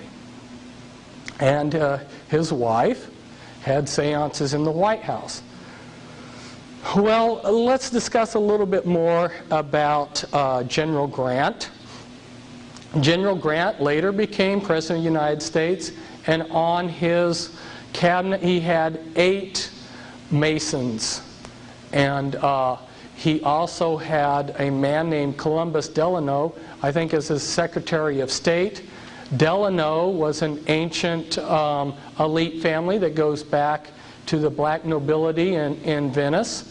And Franklin Delano Roosevelt is a descendant of his. It's a very small world at the top. And the Lee family is one of the top 13 Illuminati families. And there was a man named the Bismarck of the East. He was the chief military man in Asia at the time that General Grant was president. His name was General Lee of the Lee Illuminati family, and he was best of friends with General Grant. And they visited each other. And Grant, of course, like so many of these Illuminati figures, he went to Egypt and visited the pyramids and to the island of Malta.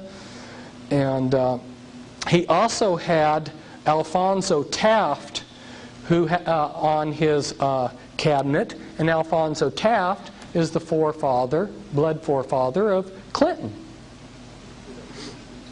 Now let's discuss Abraham Lincoln.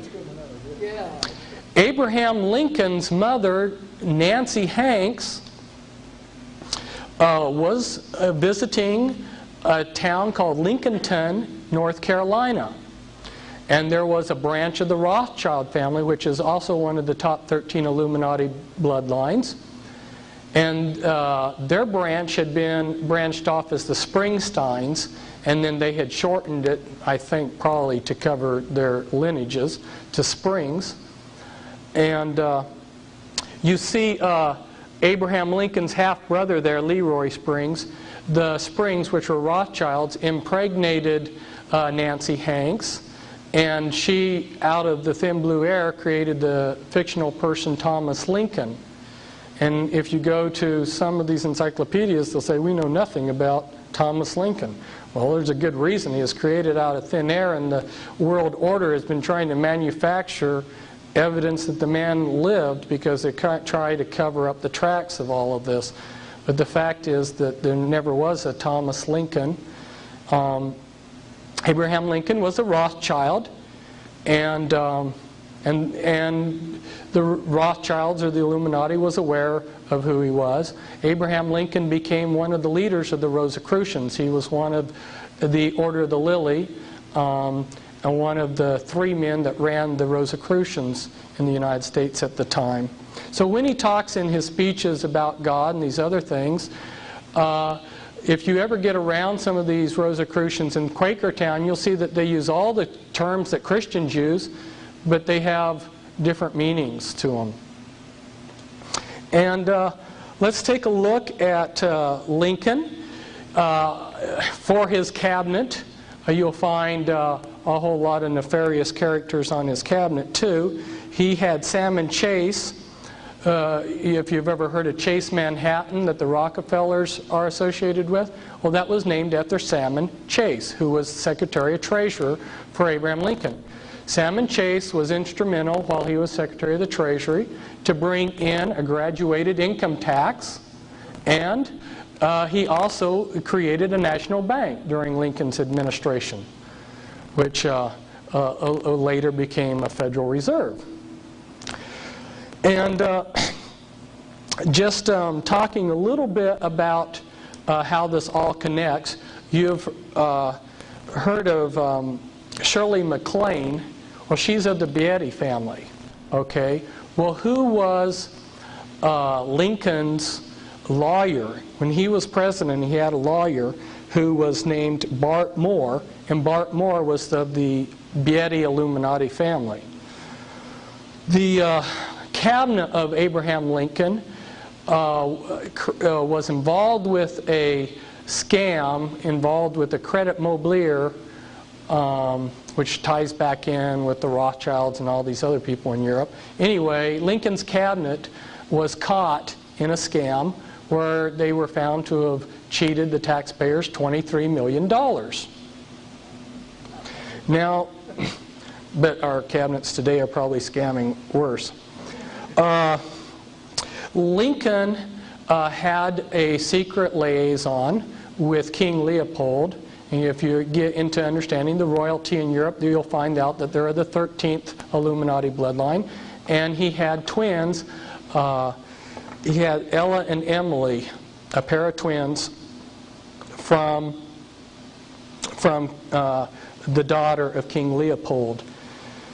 Now, as advisors to Grant, there was a man called Jonas Mills Bundy. And Jonas Mills Bundy was advisor to Grant, President Garfield, and Chester Arthur. Okay, well, who is Garfield? I mean, Garfield relates to all this too, because remember, we go back to John Brown and him being a Rosicrucian and everything. Well, Jonas Mills Bundy was of the Bundy Illuminati family, and he was these presidents' advisors, right? Well, Garfield was a descendant of a man named Hosea Ballou. Hosea Ballou was a high-ranking Freemason who went all throughout New England, and he should be a famous figure in American history because he did a lot, but you won't find him hardly anywhere. And you know, his presence is almost obliterated from history. But Hosea Ballou created the Universalist churches that were so active in New England. And one of the churches he set up, Joseph Smith Sr., who was Joseph Smith Jr.'s father, was a member of. Now, Joseph Smith Jr. started the Mormon Church. Joseph Smith Jr. came from a powerful occult family that belonged to a secret witchcraft fraternity, and in the town that they were in, they were called the Fraternity of Rodsmen. But anyway, as a cover, or as a front, they joined the Universalist Church. So you're beginning to see that there's all kinds of connections between these people. And then, of course, in the Bundy family, you see McGeorge Bundy becoming an advisor later on to Kennedy and Johnson. And you see Harvey Bundy, who was a Chief Supreme Justice, or no, Harvey Bundy was chief of the Manhattan Project to create the atom bomb. So there you see the Bondi Illuminati family coming into this. So here are some of the people from this time period. Louis Cass-Payzur, he was a very powerful man during the Civil War time, but he's been obliterated from history. The Merovingians dynasty is the 13th bloodline, the Holy Bloodline, and you can read about it in the book Holy Blood, Holy Grail. And they believe that they're descendants of Christ, and they're also descendants of Lucifer, who, as they would say, are brothers. And one of the Merovingians, who was a secret crown prince of France, came over to this country, and his descendant Louis Cass-Payzur then hired Leroy Springs' father, A.A. Springs. A.A. Springs, Louis Payzur hired Leroy Springs, and Leroy Springs' father, A.A. Springs, was the father of Abraham Lincoln. So that's how that all ties in. And you'll see more about the 13th bloodline, which happens to be in all of the royalty of Europe. All of the royalty in Europe are part of the Merovingian or the 13th Illuminati bloodline. I thought it was just kind of interesting, too. Grant's face and Earl Wheeler, General Earl Wheeler's face, almost identical noses and frowns. I mean, it just amazed me. It didn't come out very good on the overhead, but almost identical faces. Kind of humorous. Well, talking about got one more thing before I get to humor. Okay, I just made this up to talk to you a little bit. I can't go into the background of these bloodlines. I don't have time, but I can just hit on a few highlights. The top 13 Illuminati bloodlines, which maybe I should just mention here real quickly for you. Astor, Bundy, Collins, DuPont, Freeman, Lee, Kennedy, Onassis, Rockefeller, Rothschild, Russell, and Van Dyne, and then the 13th family, which is your Holy Bloodline. Those are your top 13 Illuminati bloodlines, and right up there along with them, and included in my book, were the Reynolds family and the Krupp family. And so if we look at these families, we'll see that they keep power and wealth by dynastic intermarriage, they maintain as low a profile as possible, and they use fronts for legitimacy. And these are some examples, the Collins and some of the blood that's gotten into them, and the Rothschilds. The Rothschilds have kept track of their genealogy. It goes all the way back to Nimrod, their secret genealogies. Now my co-author on my books, Cisco Wheeler, her father, Leo Wheeler, gave her a book of the Collins genealogy. At the time she was trying to lead the Illuminati, and she stuck it into a fireplace. But for people like myself, we'd like to reverse history and get a hold of it. Well, these people, they're into fun and games, and they created their game here. Actual game, it's called Illuminati, and you get to do exactly what the Illuminati are doing in the world. The goal of the game is to take over and control the world. And they have all of these cards in the game that indicate the different things that you're to take over. And so I copied a few of the cards. Well, look at this. Morticians, mafia, fraternal orders, multinational oil companies, men in black, TV preachers, Hollywood, evil geniuses for a better tomorrow. These are the type of people that you have to take over to control the world. And wouldn't you know it, the Illuminati actually does. And if you're in the military, they have a lot of manuals. They have this manual for a handbook for chaplains, and if you get it, they tell you about religions that are recognized by the U.S. military. And there are a number of chapters devoted to different type of witchcraft groups. And one of these groups in there is the Church of Satan. which is recognized religion. In other words, if you're a priest in the Church of Satan, you're exempt in serving in the draft because you're a minister. Okay?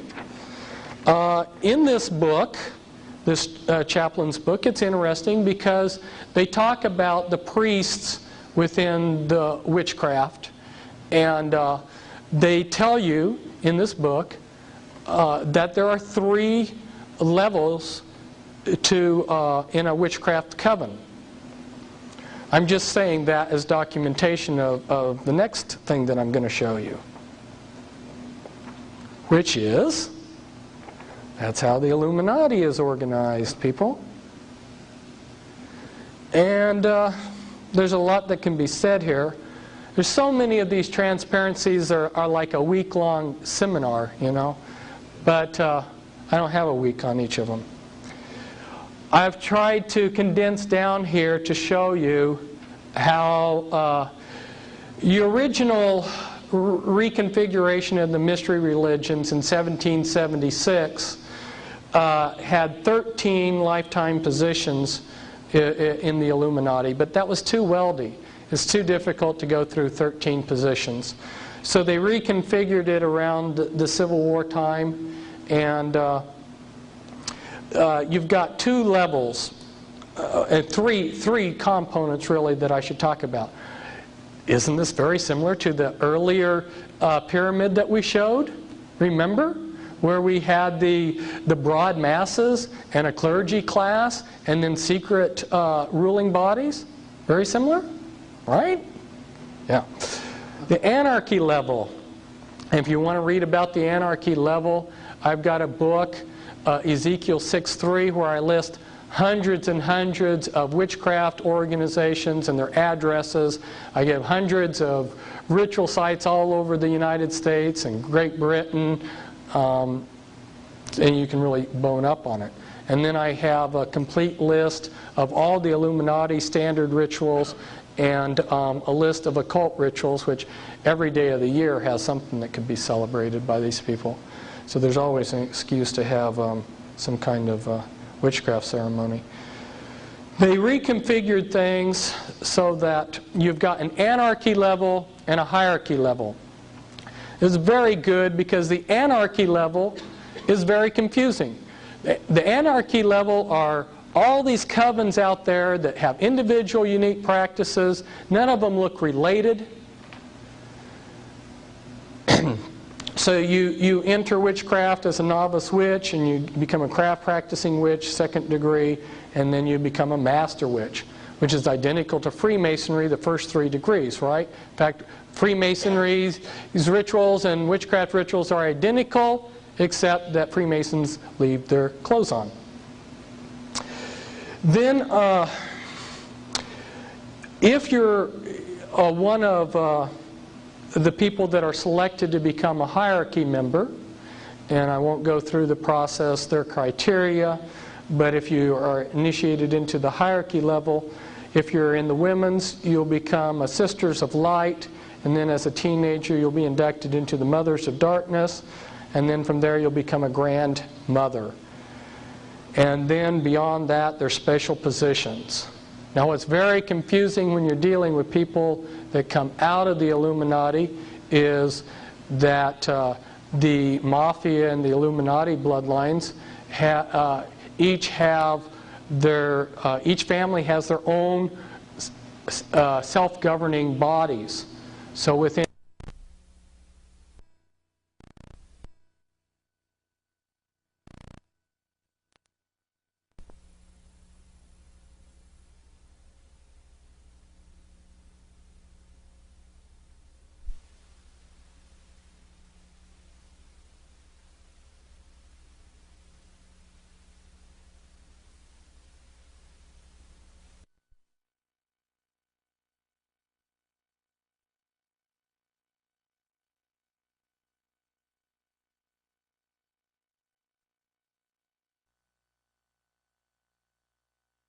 positions of power that they held. Above the standard 6 lifetime positions, you have your special committees. You've got your Council of 3, your Council of 5, Council of 7, Council of 9, Council of 13 or your Grand Druid Council. You've got your Committee of 300, your Committee of 500. They made a decision to go with 500 multinational corporations. Your Fortune 500 companies are equivalent to your Committee of 500. When I was trying to see how this related to your different orders that the Illuminati has set up, I watched the lives of some of these people, and although because they themselves, are keeping the secret, I couldn't come up to someone in the Order of Skull and Bones and ask them how it works. So I just studied their life and figured it out that way. And as I watched, I saw them go through basically about the same pattern as the system here, which first you'd be tapped to become a candidate in something like the Order of the Skull and Bones, which George Bush, by the way, is a member, as you know. And then your first position there is a knight. And then very soon, after your first year, you become a patriarch. And then from there you go into the leadership. Or if you watch some of these men, as they progress in life, see what I did was I said, well, I can't figure out what the levels are from looking outside in, but I can see chronologically how they advance. And chronologically, somebody's going to go up the ladder, right? You don't go down the ladder, you go up. So you just look chronologically at how these men are moving up, and you'll see that they'll join like the Council of Foreign Relations or the Royal Institute of International Affairs, and then from there they'll go to roundtable groups, and from there they'll go to the Pilgrim Society. Pilgrim Society is very seldom mentioned by conspiracy theorists. It's far more powerful than the Council of Foreign Relations.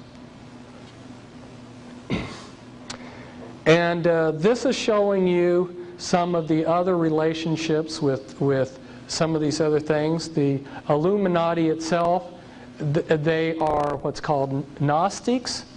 They believe in a Babylonian dualism, but under their structure, or incorporated into their structure, is the Satanic Brotherhood.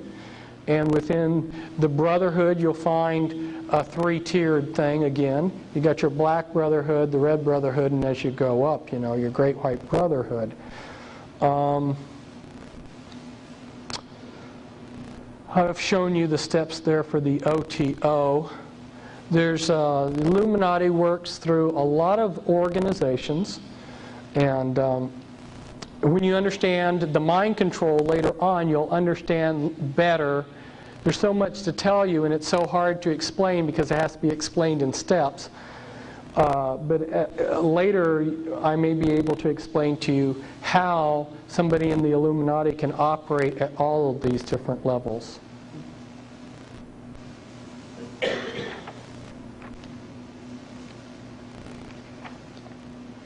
And this you have in your handout, so I won't even explain it, but it gives you a little bit of the history of how the mystery religions have reconfigured themselves. And this is a very important scripture. And upon her head was written, Mystery Babylon the Great, the mother of harlots and abominations of the earth. Babylon the Great is fallen, has become the habitation of devils, and the hold of every foul spirit, for all nations have drunk of the wine of the wrath of her fornication, and the kings of the earth have committed fornication with her. And the merchants of the earth are waxed rich through the abundance of her delicacies. Her sins have reached unto heaven, for no man buyeth their merchandise anymore, precious woods, ointments, slaves, and the souls of men. I know that the writer of this, the prophet, bounces back from second to third person as he writes this passage in Revelations 18, but I think you get the meaning here. And then he goes, Rejoice over her, prophets, for God hath avenged you on her.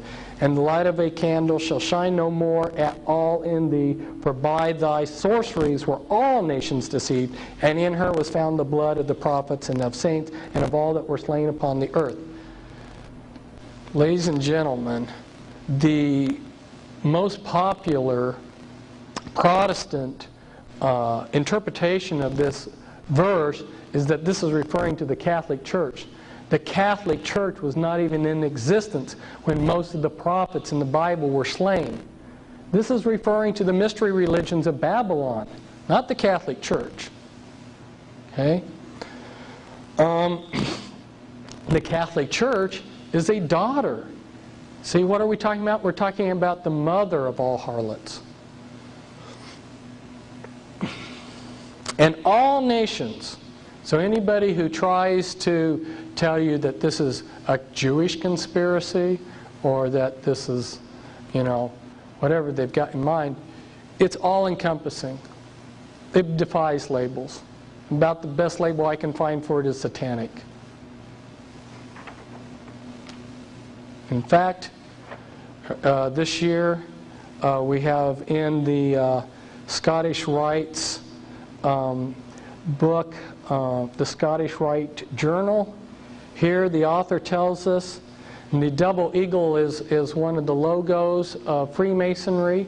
He says in this article, the Southern jurisdiction's double-headed eagle logo is just one variation of this powerful image which dates back to 3000 BC, and then as is enlarged here, as stated in Coyle's Masonic Encyclopedia and concurred by Mackey's Encyclopedia of Freemasonry, the double-headed eagle symbol first appeared about 3000 BC in the brickwork of Lagash, a city in Sumer in southern Babylonia between the Tigris and Euphrates River and near the modern city of Shatra in Iraq.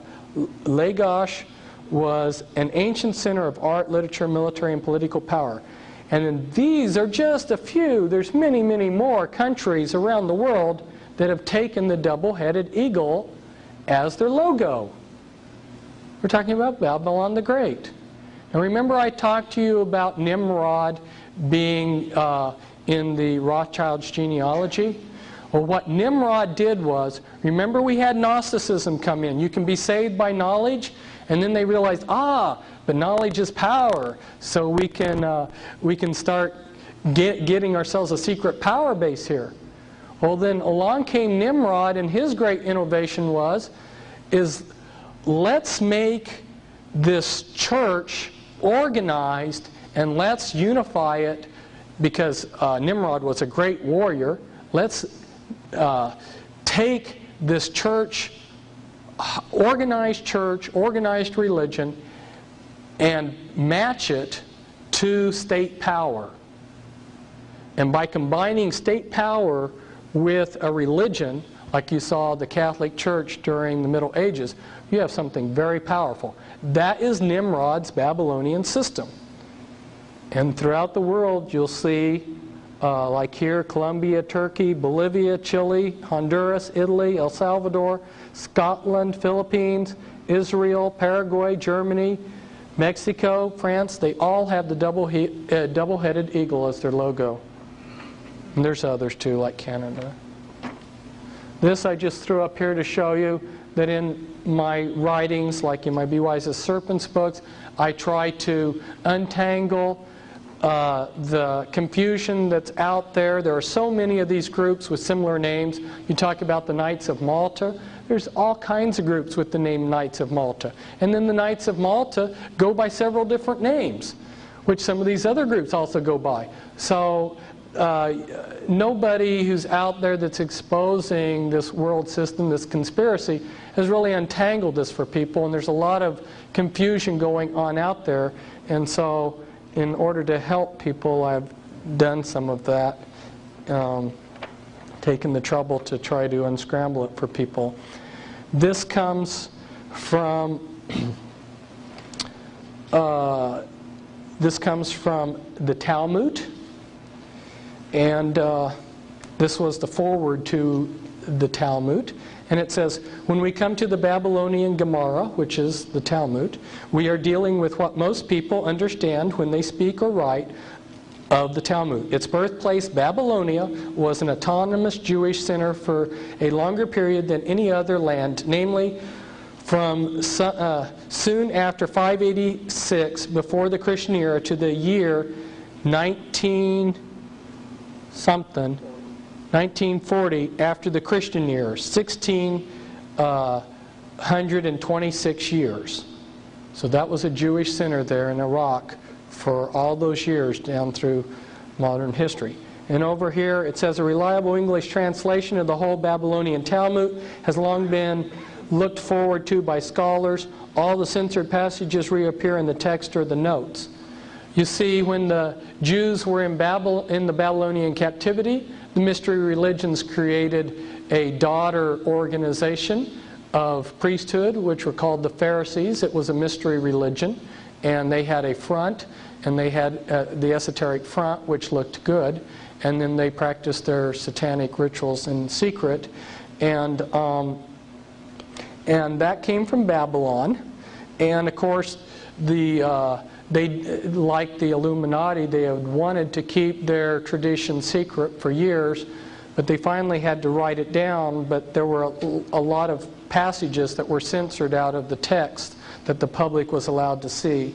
And what this is commenting on is finally they're coming up with a translation that's going to give more of what the full Talmudic text says. This is the Jewish Encyclopedia. The belief in the magic power of the letters of the Tetragrammaton and other names of the deity seems to have originated in Chaldea, same area of Babylon. Chaldean magic, whenever then the Theurgic goes under the name Sefer or Kabbalah Zephyrah, induced Babylonian rabbis of the 4th century to create a calf by magic. And here it says Gnosticism was Jewish in character long before it became Christian.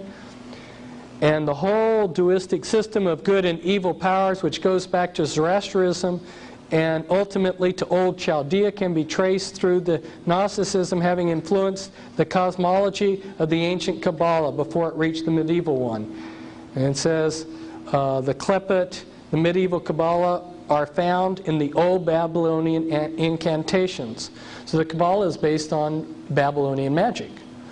The secrets of the Theurgic Kabbalah are not lightly divulged. See, that's esoteric knowledge. It's hidden. You're only given the knowledge of the Kabbalah and the Zohar and so forth in increments.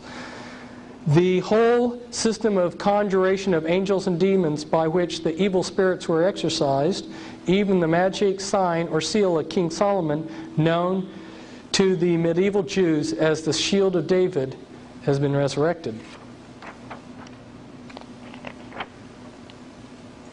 And what this is telling us here is that with the destruction of the temple, this is from Jewish Encyclopedia, the Sadducees disappeared altogether, leaving the regulation of all Jewish affairs in the hands of the Pharisees.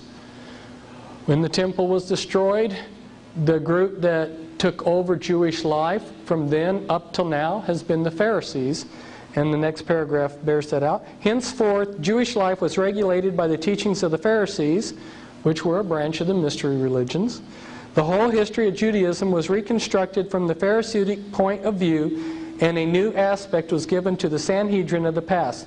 A new chain of traditions supplanted the older priestly tradition. Pharisaism shaped the character of Judaism and the life and thought of the Jew for all the future. So from that time until today, the Pharisees, known as the rabbis, have been in control. And that doesn't mean that all rabbis are evil. It's just like we go back to the tree of a tree that was in the garden of good, the tree of good and evil. Some of the fruit on that tree is good, and you'll find some rabbis trying to do good, and they will say, "Yeah, they know. If you can get them to talk, they'll tell you about the rabbis that they know personally who are Satanists and into black magic and using the Kabbalah for evil." This is just saying that the Talmud, which is the teachings of the Pharisees, which was codified several hundred years after Jesus, ranks in significance above the Torah, And the Torah are the first books of the Bible. Which if you're in the synagogue, you'll see that they keep the Torah housed. And this is from the Jerusalem Post International Edition. This was a Jewish magazine that was intended to go throughout the world. It's the International Edition. And this is written by a rabbi, and the title is The Chosen.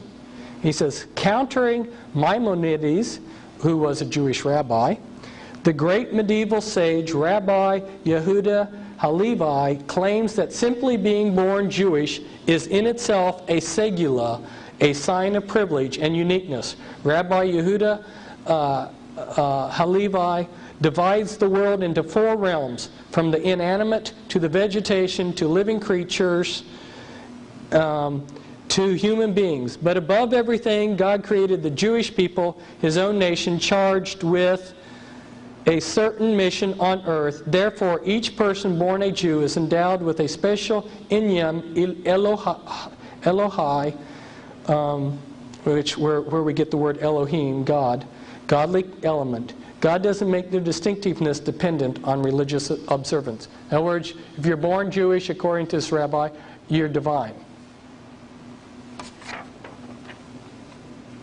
And a sign that's very often seen. This comes from a Jewish magazine, and they're advertising amulets of protection for one's home or office. And you'll see over here the amulet, the hexagram, which the Rothschild family put outside of their home back in 17-something.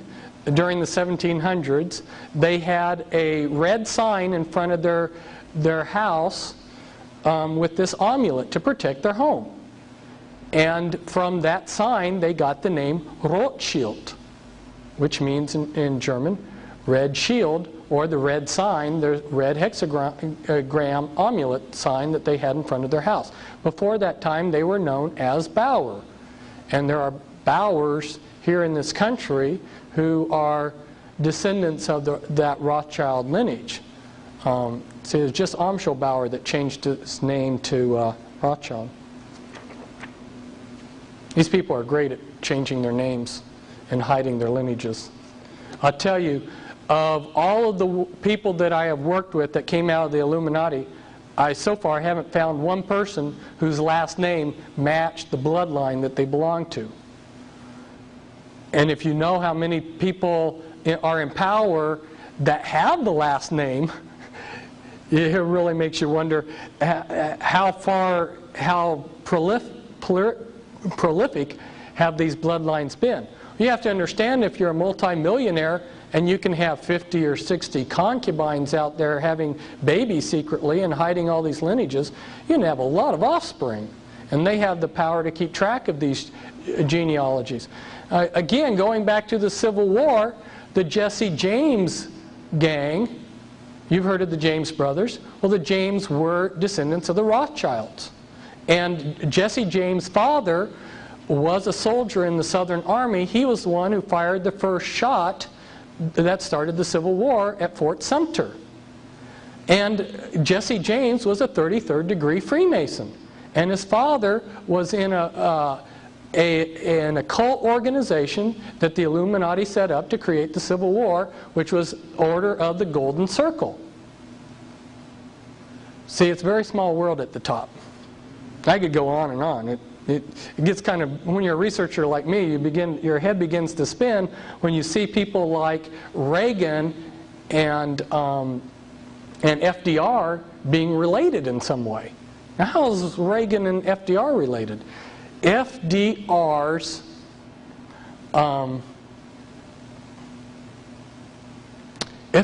wife, help me out here, Eleanor, right? She was best friends. Her best friend was Ronald Reagan's mother. You wouldn't have known that there were any connection between a Republican president and a Democratic one, would you? I told you I was going to give you the keys to understanding how the satanic conspiracy is operated in secret worldwide. Remember, we've got a hidden front. We have a front religion. Satanism always operates through fronts. So what did they do? They had an esoteric or a common religion for the common people. And they can worship sticks and stones and whatever they want, you know, lizards or whatever they want to worship. And then the priesthood will worship something more intelligent, and then the people in the inner circle worship Satan.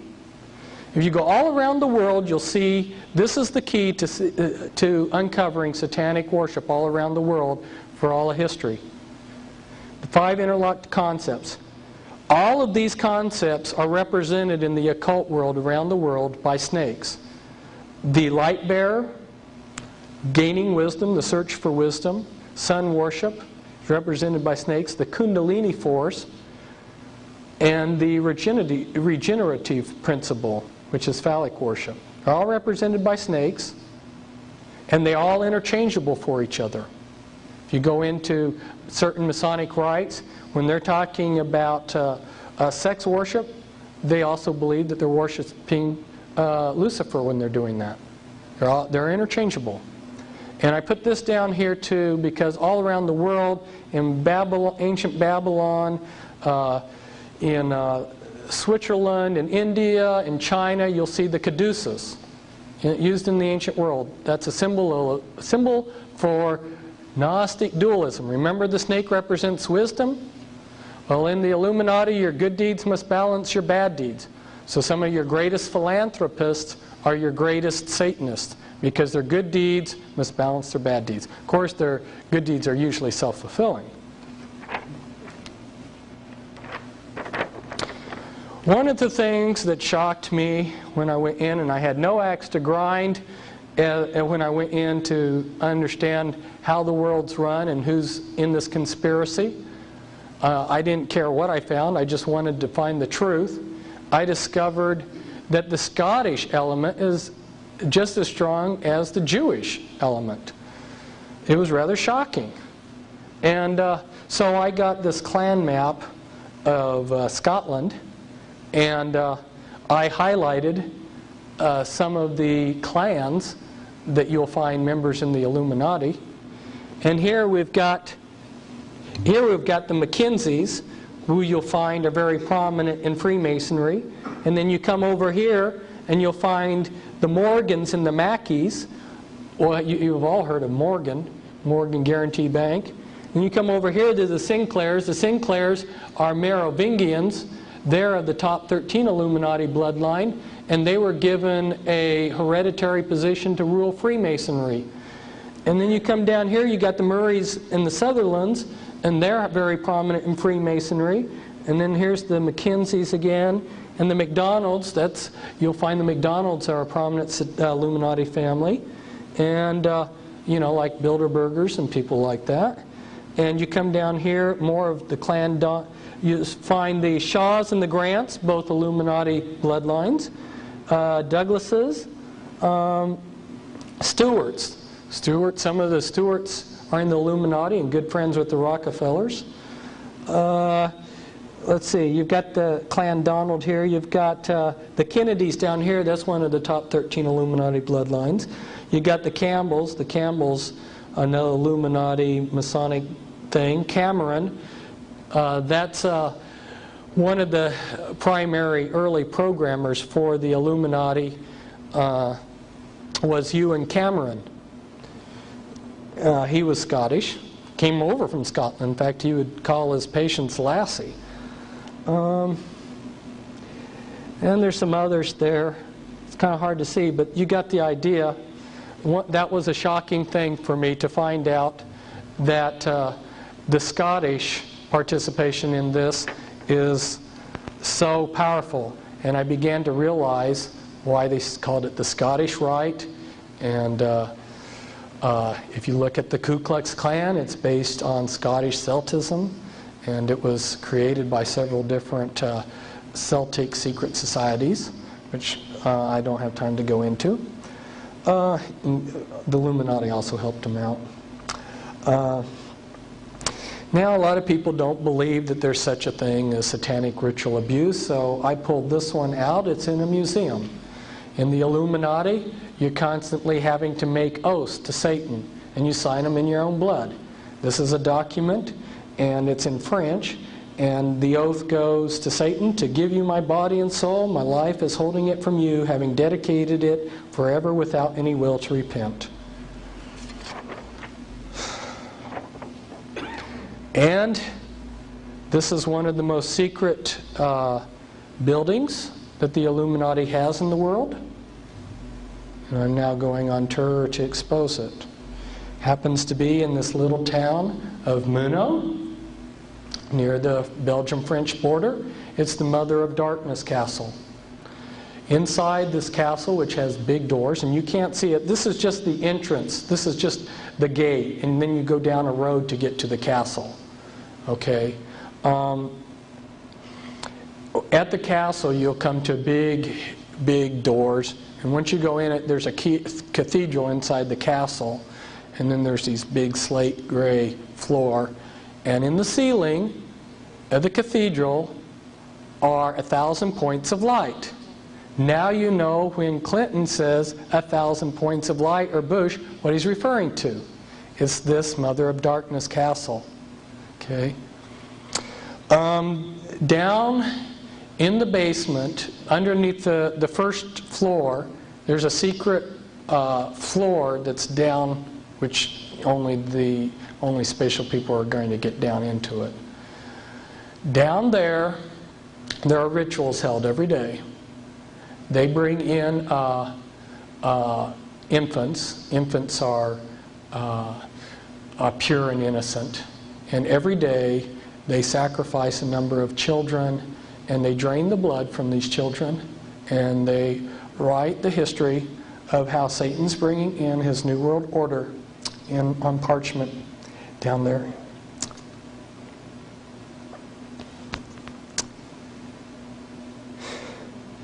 For those of you who have studied Holy Blood, Holy Grail, and know something about the Merovingians, you'll find out that one of the secret organizations that they created in the last century was named after this monastery here.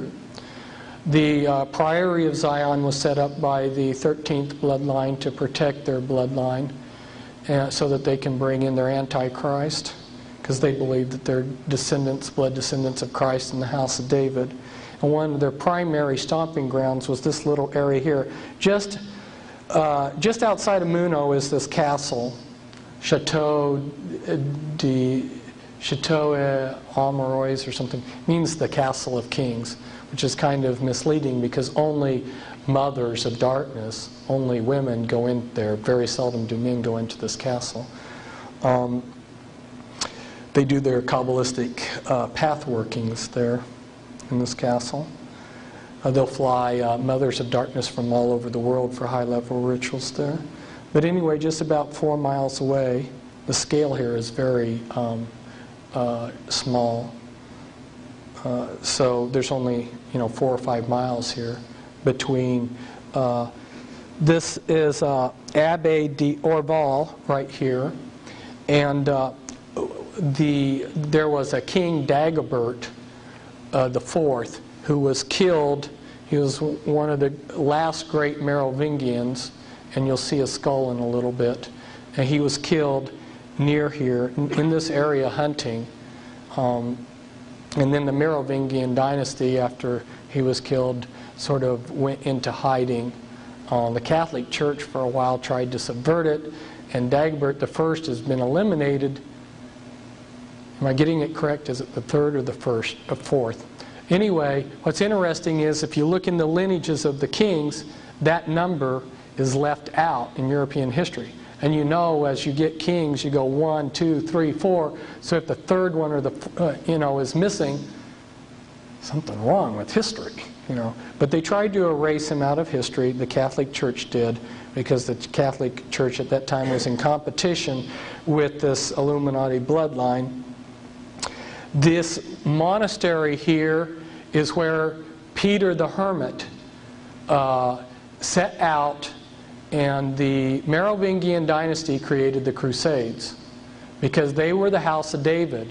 They weren't real Christians. They were actually a witchcraft, Kabbalistic practicing lineage that wanted to regain possession of Jerusalem and the treasure in Jerusalem.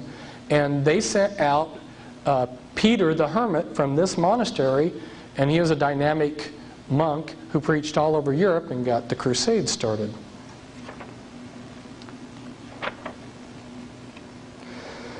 And if you're a Grand Master in the Illuminati or a Mother of Darkness, you'll do your Kabbalistic path workings of the 26 paths of your Kabbalistic tree of life and Satan's version of the tree of life. You'll go through your 13 paths of immortality, which imitate the disciples. And the final one is the Holy Grail, where you end up committing what's called vampirism, where you end up becoming addicted to blood because during the rituals, the people that are killed are in a high state of excitement, and there's a substance which is secreted into the blood which makes a person excited, like adrenaline. And when you drink blood of people that have been ritually killed, it gives you a high, and you become addicted to that high, which is why Al Gore carries a suitcase full of vials of blood. But anyway, if you're in Illuminati Adept, you'll be trained in these various things. It's very eclectic. As Christians, we think of, this denomination, that denomination, and if I'm Baptist, I wouldn't go to a Presbyterian church or something. In the mystery religions, anything that's esoteric and magic, they learn. They want to know it all. So going back to the elements of the world system, and I told you I was going to show you some of how those elements are controlled, and those elements then in turn control the entire global system. The first real scientific political scientist, so to speak, the father of political science, Machiavelli, who wrote The Prince in circa 1515. And just read a couple of these to give you an idea. And as people who have been to West Point probably, I'm probably at his time when he was at West Point, they did the same thing. This was required reading for us. Sample of Machiavellian advice to political rulers. Rulers should defend powerful neighbor countries and weaken the stronger neighbor countries. By setting up protectorates and weakening the strong, a successful divide and conquer strategy is achieved. A ruler must not mind incurring the charge of cruelty for the purpose of keeping his subjects united and faithful, for except for a few exceptions, he will be more merciful than those who, for excess of tenderness, allow disorders to arise which injure the whole community.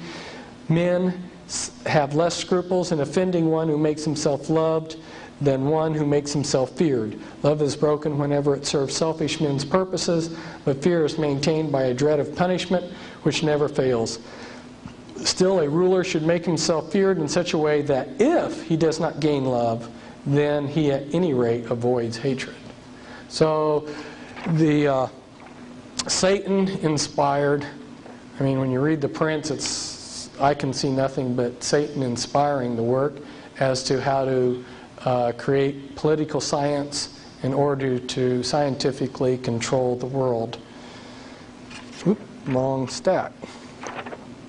And so, here's how they do it. In the United States, here's the political process. And this was in my Be Wise as Serpents book, but I found that it was rather unintelligible unless I took the time to sit down and really explain it. And again, we can only go through this very briefly. But the way it would work is at your high level, within the Illuminati and within various groups, we've got decisions that are made. Those decisions are transmitted down to the national level. Okay, on the national level, we've got a group called MJ12, and they're Majesty 12, Majestic 12, The code that's stamped on their paperwork is MAGIC, M-A-G-I-C. It's got a double meaning there, doesn't it? And this goes back to Plato. Plato, who's a very important person in the occult world, said that countries should be ruled by these wise men. And Sir Francis Bacon, and I love to spend all the time to explain how this all fits together, but I don't have the time. But Sir Francis Bacon, who wrote The New Atlantis, Sir Francis Bacon was very instrumental in this country being settled. And his actual book was called something about the Rosicrucians, but the title got changed to The New Atlantis. He discusses in there about how these wise men are to rule. It's Plato's idea, just rewritten. And then the Illuminati's updated it to what we call the study group, or the MJ-12. And MJ-12 originally had 3 groups of 6 men. It had 6 men from the Jason. It had 6 men, excuse me, from the executive committee of the Jason Society.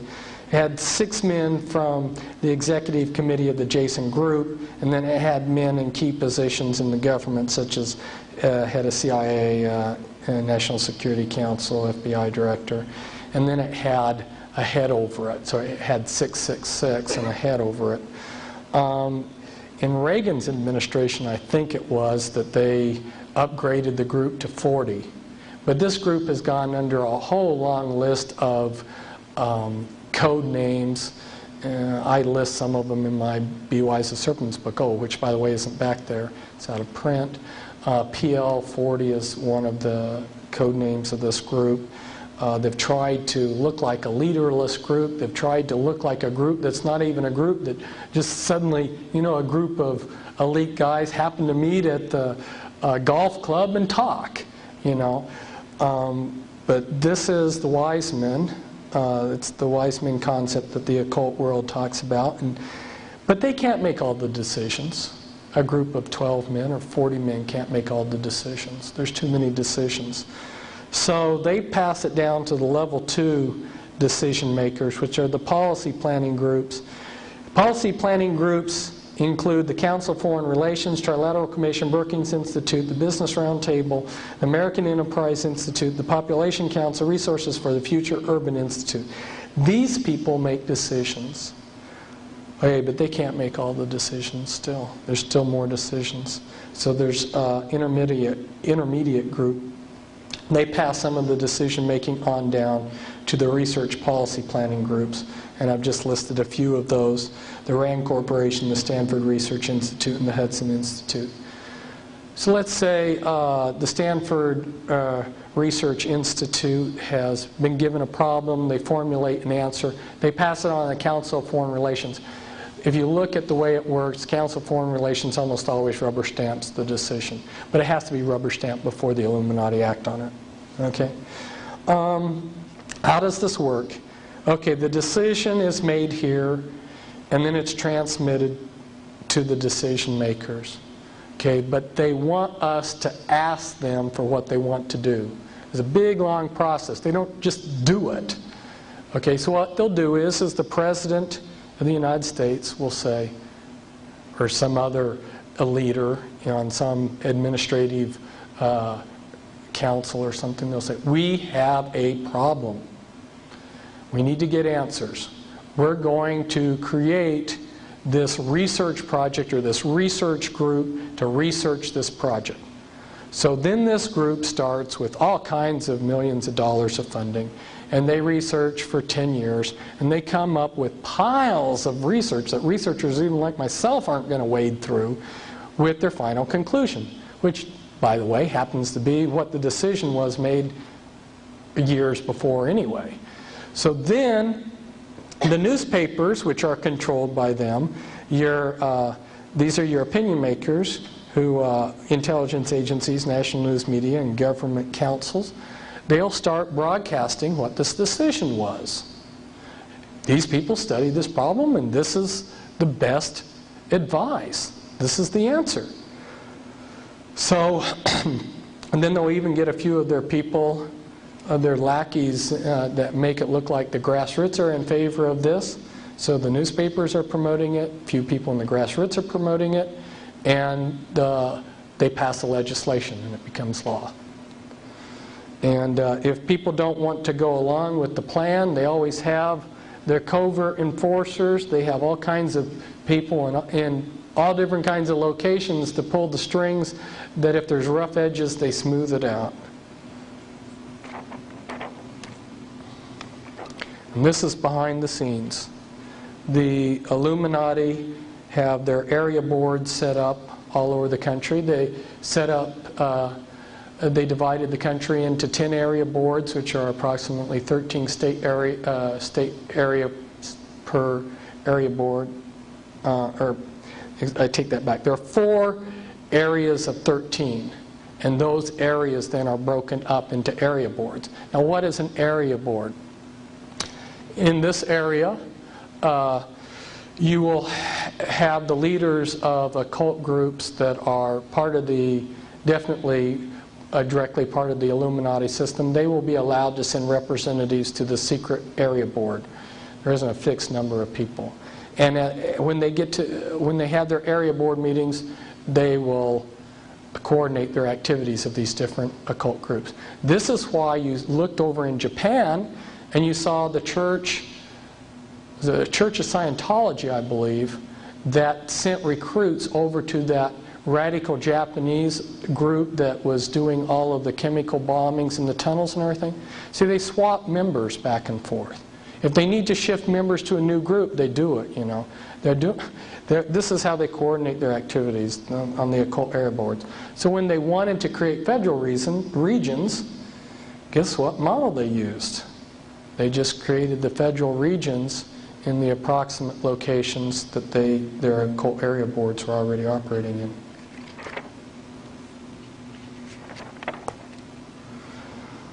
Okay, that was the political side of things, which was the state or the order. And if we go in and look at the financial element in the world system, how is that controlled? This was a page, and they've tried to keep this very secret. This information is not out there in very many places. Wasn't out there, but fortunately we have it. They created fractional reserve banking, the Federal Reserve System, and the stockholders of the Federal Reserve System are listed here in this listing. And if you can see some of the names there, you'll see Morgan, Rockefeller, Pine, Reynolds, Warburg, all Illuminati families there, Hummel, and these people own the stock of the Federal Reserve. When the IRS collects our taxes, the first check that they write out is sent to the Federal Reserve to pay the Federal Reserve, which is a private corporation, for the use of their money.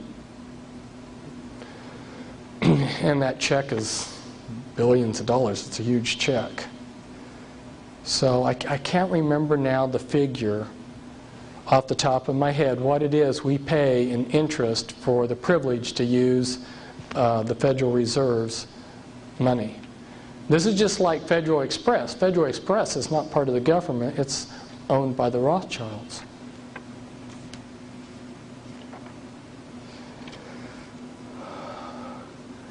Again, this is another thing that I can't go into due to time, but want to show you just the basic concept that the Illuminati families, some of them are your leaders of your crime organizations, and then they network in with all your other organized crime.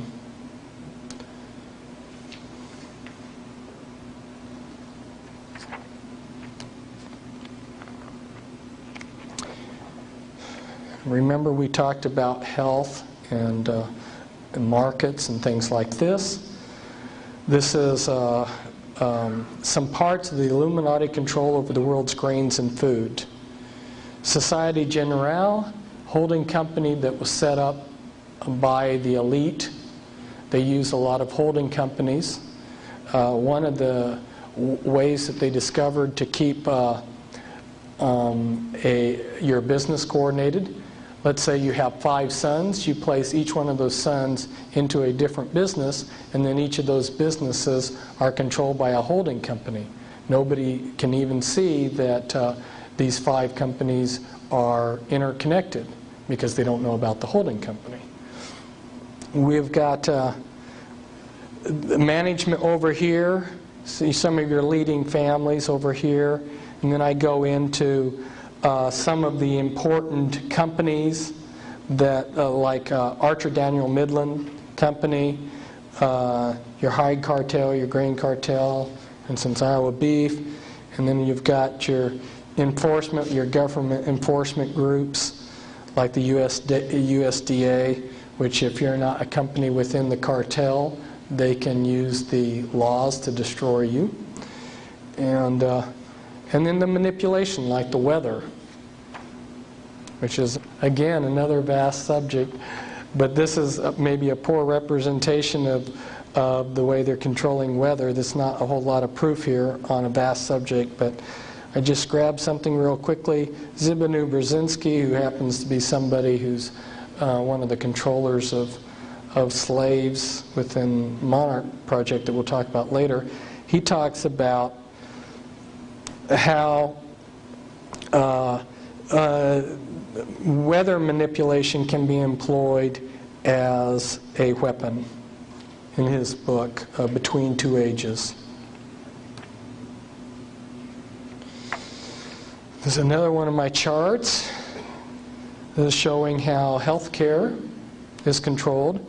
You've got your basically three different groups. You've got your patients and your public out here. And they're controlled because the resources that people have and your knowledge and the available care are all carefully controlled. And your doctors, they're controlled because their knowledge and training is very carefully controlled. And their resources are controlled.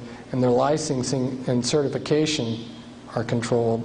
I go into this in depth in an article, but this just sort of encapsulates what the article does, and then I'm just sort of encapsulating what this encapsulates. And then you've got the legal system controlled to enforce all of this, and you've even got some secret illegal groups out there to destroy doctors who don't conform to the medical monopoly.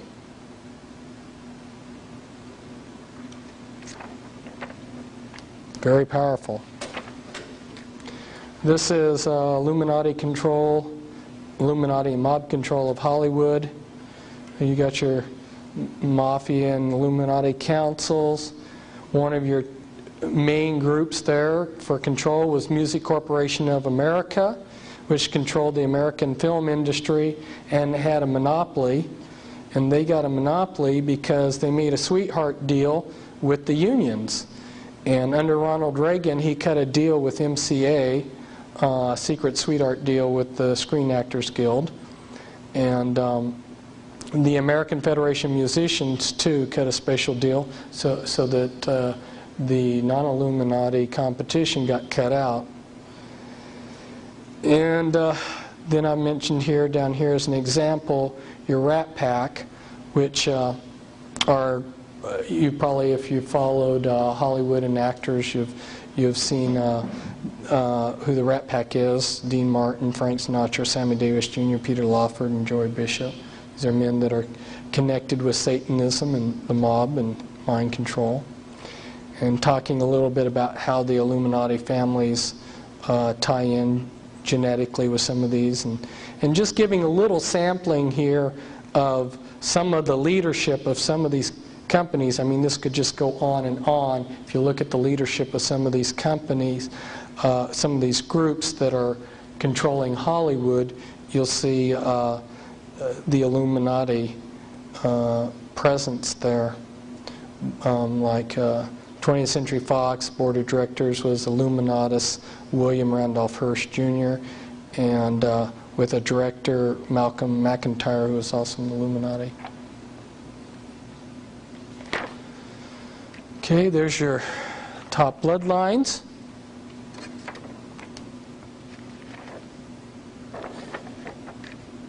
This was Joseph Smith Jr. He was Joseph Smith Jr. and all of the leadership of the LDS Church in Salt Lake City and the RLDS Church have all been of one bloodline.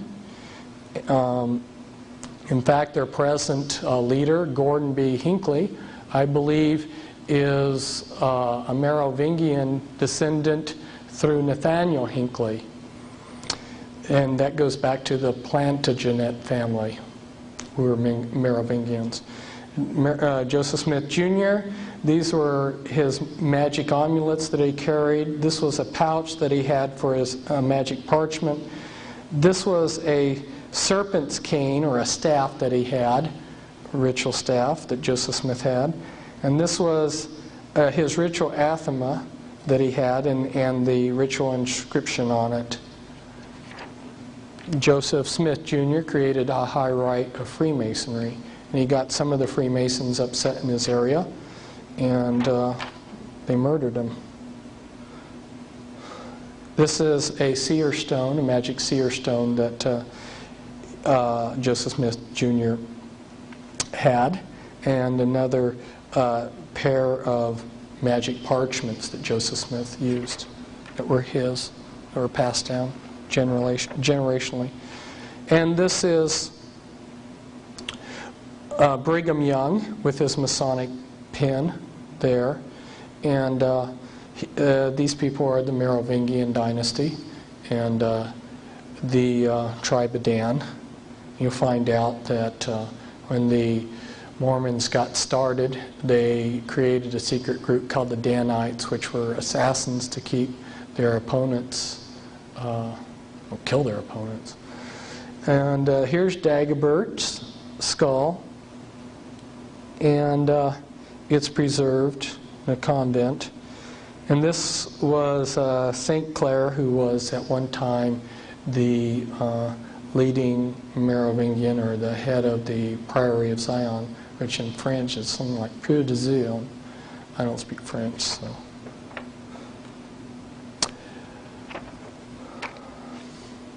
There's Charles Taze Russell, who was a Knights Templar. Charles Taze Russell, who started the Watchtower Society of the Jehovah's Witnesses, ritually murdered by the Illuminati on Halloween, has his ashes protected below a pink granite pyramid made from the sacred enchanted rock mountain at a special, or at a sacred site 18 miles north of Fredericksburg, Texas. The pyramid is in a cemetery in what was Allegheny, Pennsylvania, now Pittsburgh, Pennsylvania, and he had the Knights Templar logo on his pyramid that his ashes are buried under. And talk about really wanting nobody to desecrate his remains. They used barbed wire as rebar in the concrete foundation. If you ever pour concrete, you know what rebar is.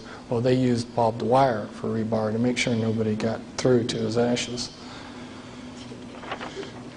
And the problem with Freemasonry isn't just with the Jehovah's Witnesses or the Mormons, or their founders, or some of the other groups, but a lot of groups are tied back in, as this is a stained glass window showing the upside down pentagram, and this is in West Virginia. This is a Church of Christ, a couple Churches of Christ, with a strange form of a Masonic logo. This is some of the Astor Illuminati members, and I don't have time to go into the members of these families. I might just briefly comment on one. That's John Jacob Astor I. Came over from Germany.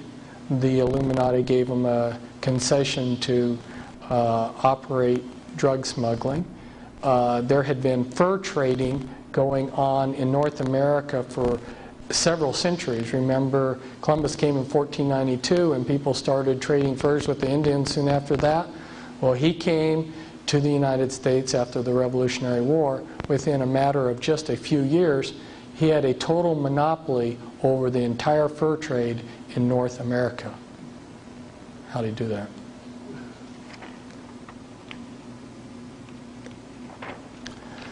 This is a DuPont Illuminati, representing the DuPont Illuminati bloodline.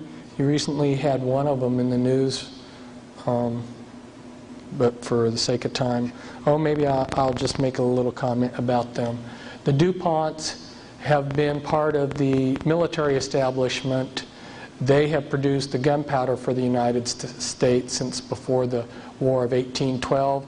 They have made millions of dollars every war that we've fought, and they are also major producers of chemicals. There isn't any day that you go through life where you don't use materials that aren't. Every day of your life you're touching materials that their companies have made. It's that extensive, their contributions to our lives. This is a Freeman Illuminati family. Gaylord Freeman, he was at one time the head of the Priory of Zion, the 13th Illuminati bloodline. He was an advisor to 2 presidents. And Roger A. Freeman was also advisor to 2 other Freemans. Also advisor to 2 other presidents. And then this is a picture of one of the Freemans that's in the Skull and Bones order, which is just one of the many groups that the Illuminati have set up in many of the college campuses as an entry point into the Illuminati. This is the Kennedy Illuminati bloodline. Kennedy, as so many of these occultists, made his pilgrimage to the Great Pyramid.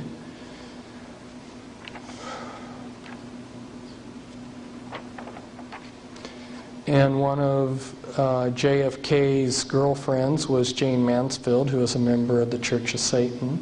Another close friend of John F. Kennedy was Sammy Davis Jr., who ran with the Rat Pack, and he was also a member of the Church of Satan. There he is with Anton LaVey.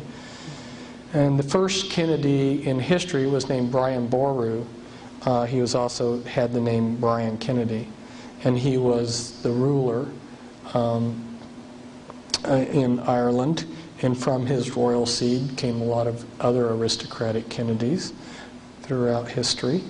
And I brought this in because I'm wanting to talk about Illuminati mind control, and I think you're seeing different alters here, different personalities here, as she was the first presidential model that they allowed in public. This is a little bit of the Onassis Illuminati bloodline.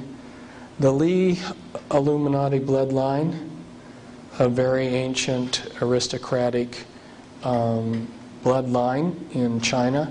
Li Ka-shing is a billionaire in Hong Kong, has a television network that covers Asia, has a lot of holdings in Canada.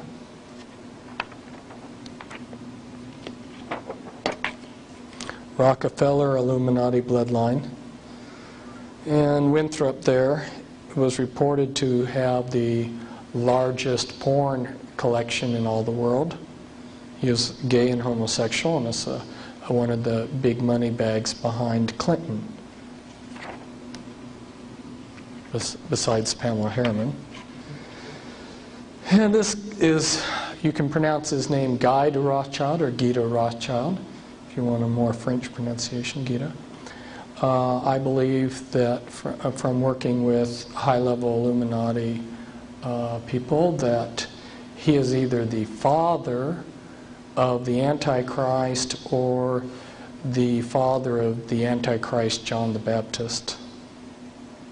And this is one of his homes, his son David. And yes, he is alive today. These are just some odds and ends of the Illuminati. That's Hitler's grandmother. She was a maid in Vienna for the Rothschilds and was impregnated by them. Hitler's father was paid money to change his name from Schicklgruber to Hitler, which had an effect of hiding Hitler's lineage. Hitler was a Rothschild. And That's Marquis de Lafayette. Remember I talked to you about the Scottish connection. Scotland and France were buddy-buddies down through history, and Marquis de Lafayette came from an area in France known as Brittany, which is Celtic, and ties very closely in with the Scottish Jacobins and so forth. Russell Illuminati members. There's our much beloved president doing a hypnotic induction of slaves with the sign of Satan. And this is Bertrand Russell. The Russells were an aristocratic family in England.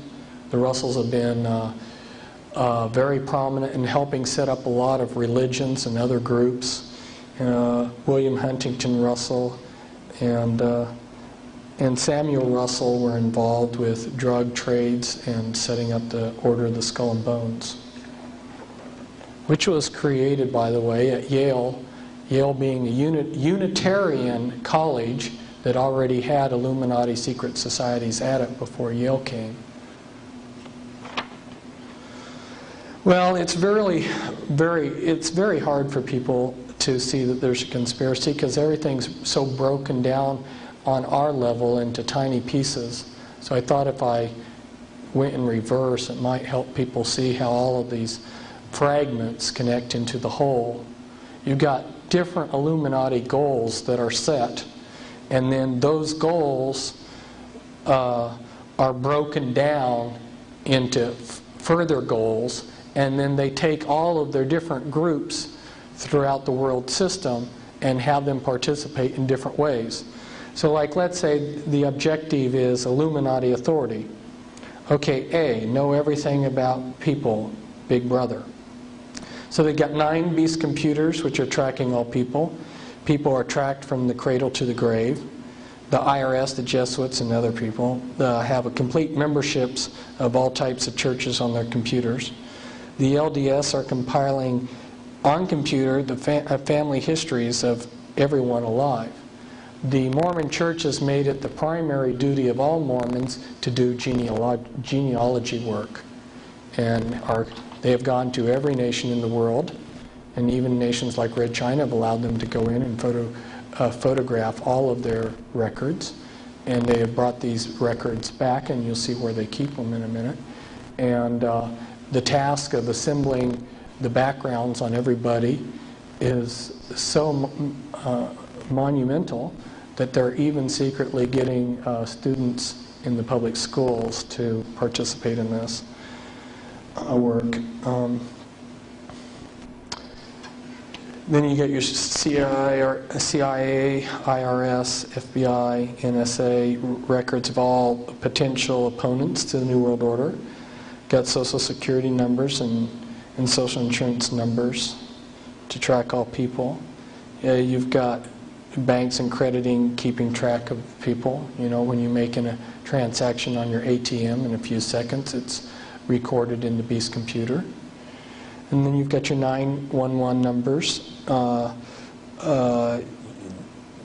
And they have detailed information on people in the 911 system. This is a good example to show you how different components work. The Grange, which is a fraternal organization for rural areas, it looks rather innocuous. It doesn't look very harmful, but you look at their logo and it's kind of interesting. It's the Illuminati all-seeing eye. And when the Illuminati wanted to keep track of people, what they did was they called on a favor, and of course the Grange was set up by Freemasons. That shouldn't surprise you. They're sort of the glue that hold this all together, the Freemasons. And the Grange was this good rural group, fraternal group, that did the legwork to get the 911 system brought in. Well, no one would see a conspiracy taking place with all these different little groups, and that may be the only thing that they used the Grange for quite a few years.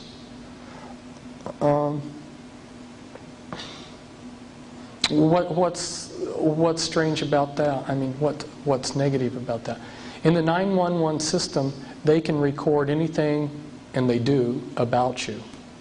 What you like for breakfast, you know, what kind of clothes you wear. Anything can be put into the 911 system. There is no criteria on relevancy, anything. It's a nice way for Big Brother to accumulate on computer all that they would want. And then you've got them monitoring most mail opening operations, and most phone conversations are recorded. I say most there. That's an understatement. All electronic communication in this country is monitored. And that's by the National Security Agency. And that's a big subject in itself, but it came out in the 1960s that they were doing this in the paper, but they stick these little things in the back of the paper in little articles and then choose to ignore the significance of them for the rest of the years, and people forget about them.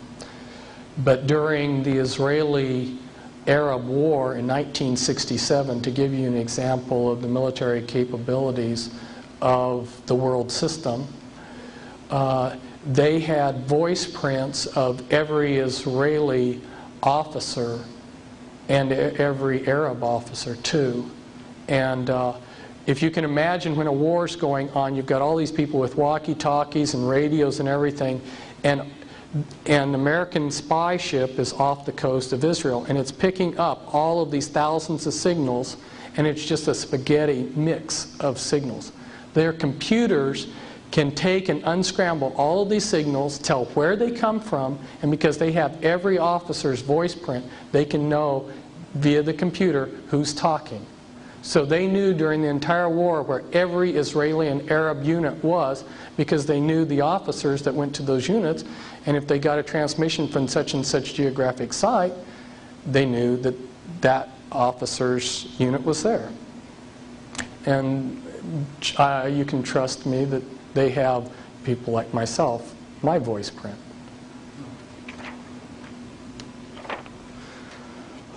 This is where the Mormons store the genealogical records of the world. I wonder what else is down in this big thing. It's under a granite mountain that can survive any kind of nuclear holocaust imaginable. What else does the Illuminati have down there? These I'm just going to flash up real quickly. A couple more Illuminati objectives that I've broken down for people. These were in my Be Wise as Serpents book. Illuminati have had plans, and they have several organizations which may, in the end, I may discover are all the same thing. And they've printed a lot of these plans.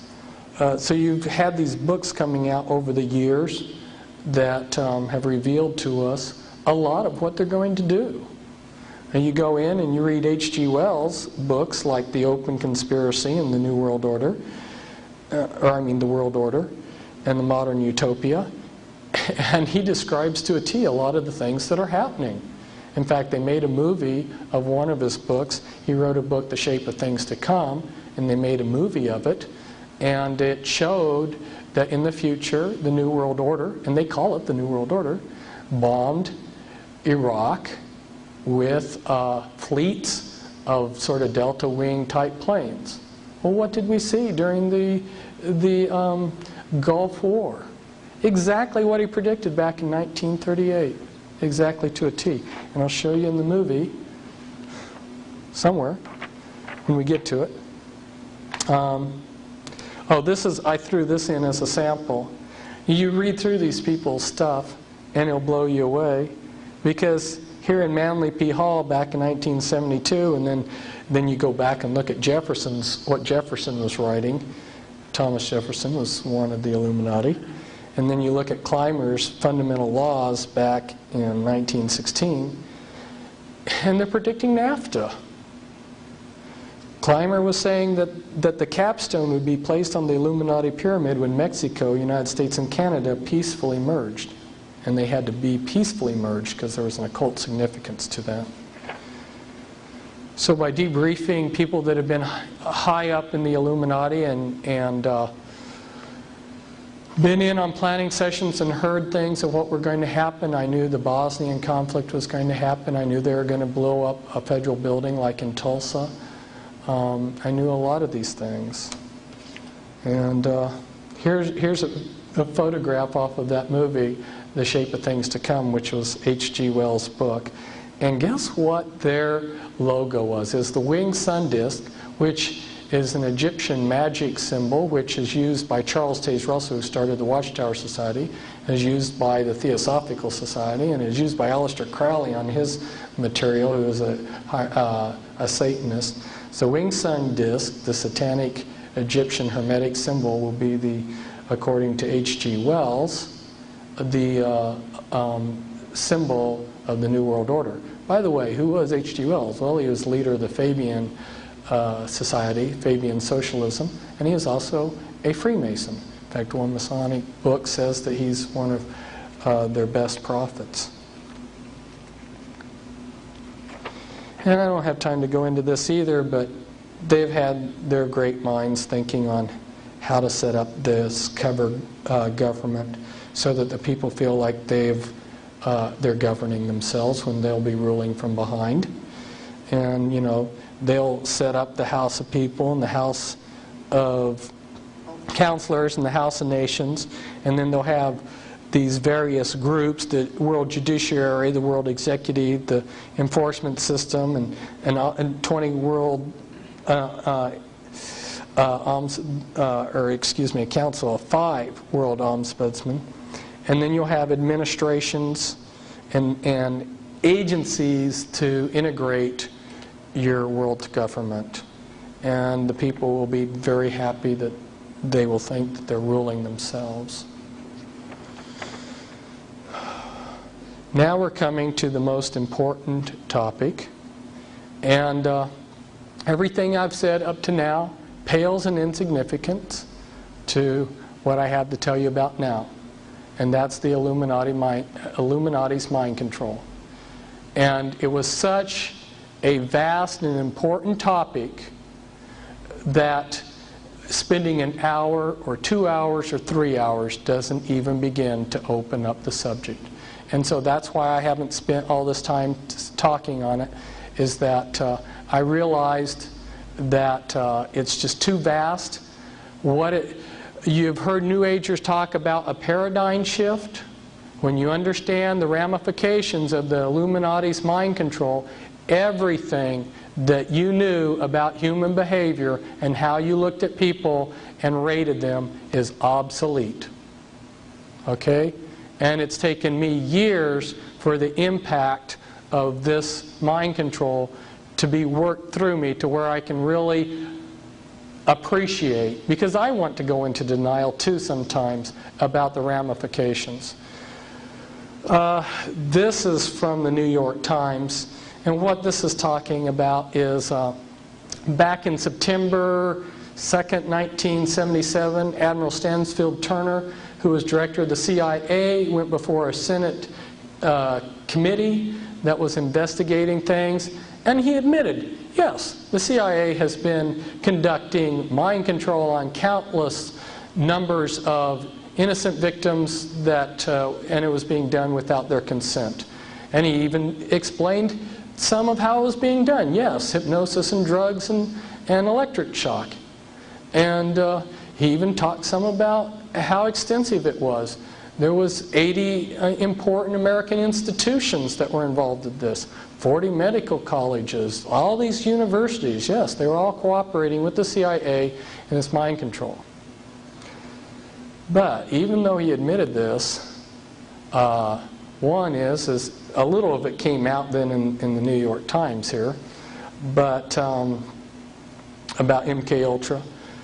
But they still did a good cover job, and the American people really didn't get the full ramification of what's going on. The public still doesn't know. They don't have a clue. And the Christian people don't either. And until people understand how they're doing this mind control, you're wasting your time to create an organization to fight the New World Order, because they'll be infiltrated. and Satan will take what you're doing for good and deflect it for evil. Here in one of the programmers, Dr. Lewis Jolly, he's called Jolly West, they're mentioning him here as one of the CIA's known programmers in this. Well, books have been coming out.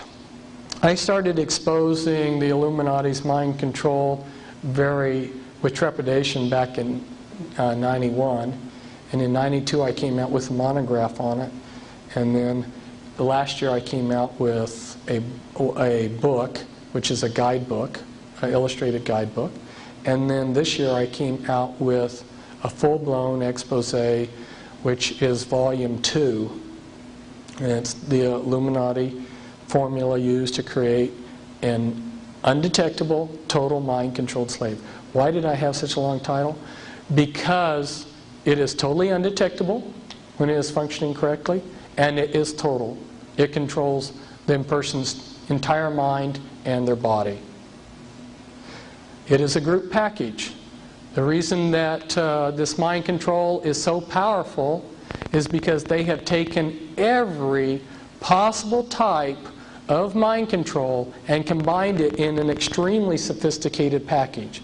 So if you listen to these CIA people, they'll sit there and they'll say, well, yeah, we tried doing this type of mind control, but it only worked in like 60% of the cases, and so we couldn't do it, we couldn't use it. We tried this, and behavior modification only works in a certain percentage, Well, what they're not telling you is if you take this method, which works 60% of the time, and this method, which works 60% of the time, and this method, which works 70% of the time, on down the line, and combine a sophisticated group package, you lock someone in totally. Now, one of the elements of this mind control is to create programmed multiple personalities. This person here is my co-author, and these are pictures taken within a short period of time.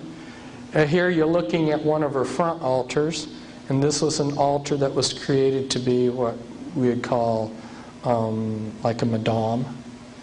And this is one of the sexual altars that shows the abuse, a squinting eye. An altar is an altar personality. We'll explain that a little bit later. And then this is a very talented sexual altar. She likes this picture because it's got a mirror image. They use a lot of mirror images in the programming.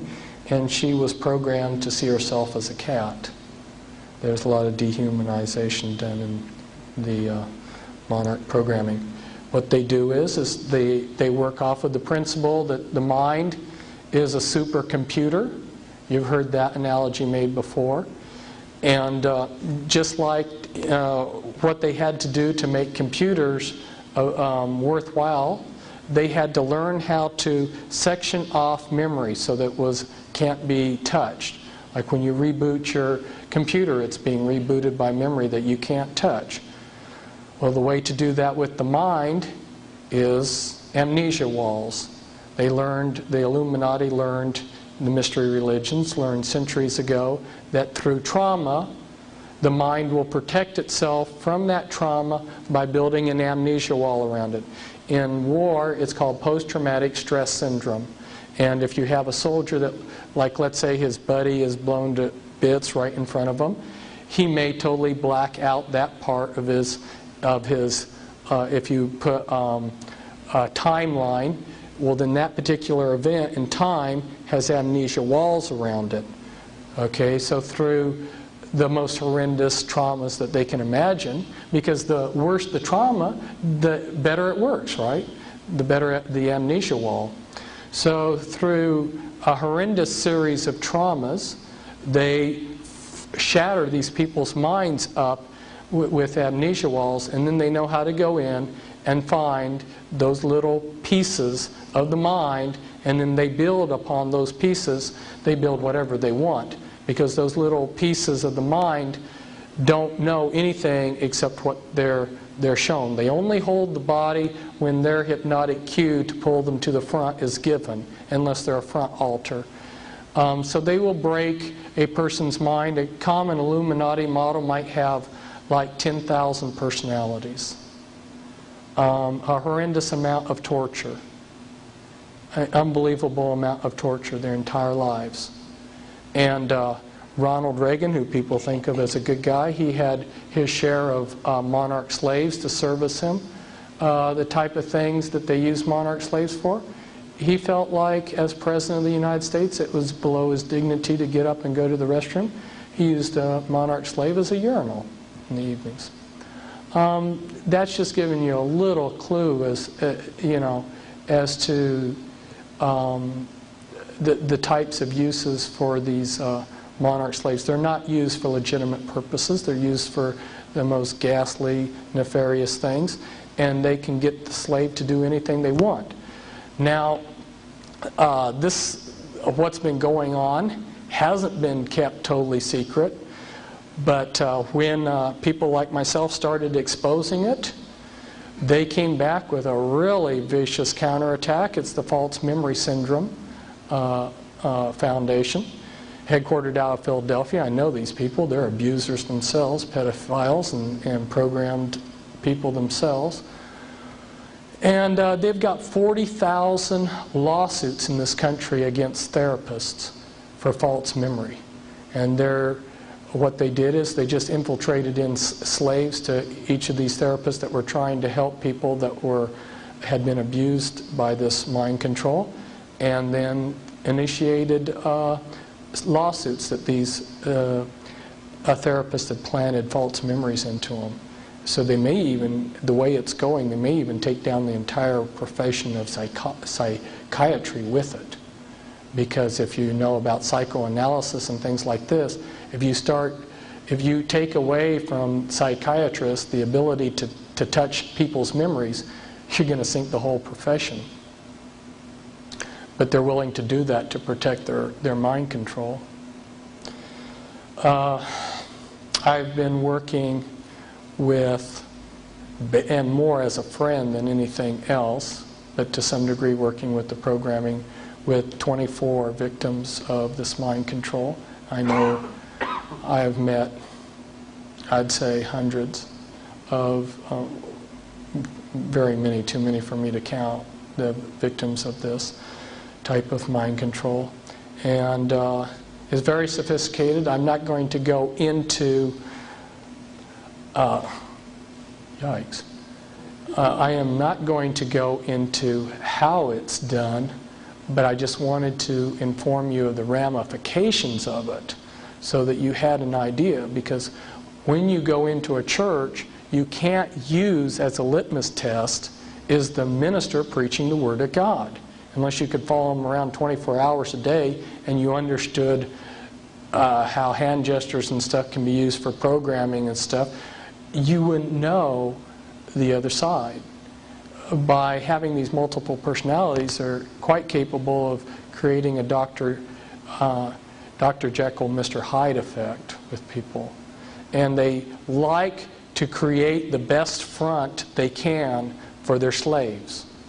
And they also, another trick that they like to use is they use opposites. So this one guy who was this brilliant computer genius walks around in public, he's deaf and dumb.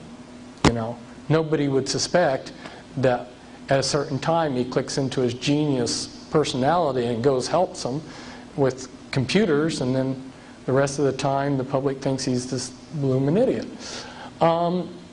So they like, and one of my favorite questions to ask people is, what is the most popular occupation for men in the Illuminati? Christian clergymen. That's the best front. Some of our most famous and beloved clergymen are multiples, have multiple personality. They like to create the best front. The best front for assassinations would, of course, be where? You're wanting to cover someone who's been programmed to be an assassin? The Amish, because everybody knows they're world famous as pacifists. fact, I was Amish for a number of years. I used to be Amish, drove horse and buggy.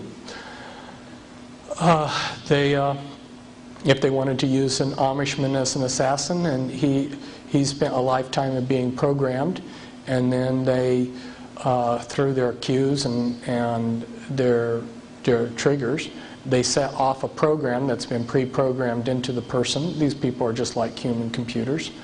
And the Amishman will leave his farm and travel for some ostensible reason. Maybe he's going to visit Freundschaft, that's relatives, in another state. And then while he's traveling, maybe he goes into a restroom. And in that restroom, a series of things click in his mind as he switches through various personalities in a systematic way. And he eventually switches into the correct altar that they want. And that altar carries out his assigned assassination task. Then, as programmed, switches back into his Amishman personality and goes to his relatives and then goes back home. And all he knows, all his front personalities know, is that he went on a trip to visit his relatives. And when he gets back, and these are called wet ops by them. Wet ops means blood's going to run, or black ops. And they got their own terminology and lingo for all of this. And when he gets back, at some point, there'll be a team that debriefs him. They'll have a programmer, and they'll have a lie detector, somebody running a lie detector and someone else. And they'll run them through 3 times to make sure they get the truth of what happened. And when they're satisfied they got the truth, they'll let this Amish boy go back to his Amish farm. So there's a lot going on. And I see it all around, and I know what's going on. And you really, if you're wanting to know, you need to get the Volume 2 book. Because there's just so much to tell you that I can't begin to do it. But one of the programming places, Bethesda, Maryland, the hospital there, this comes from it. This is showing brain scans of people that are multiples.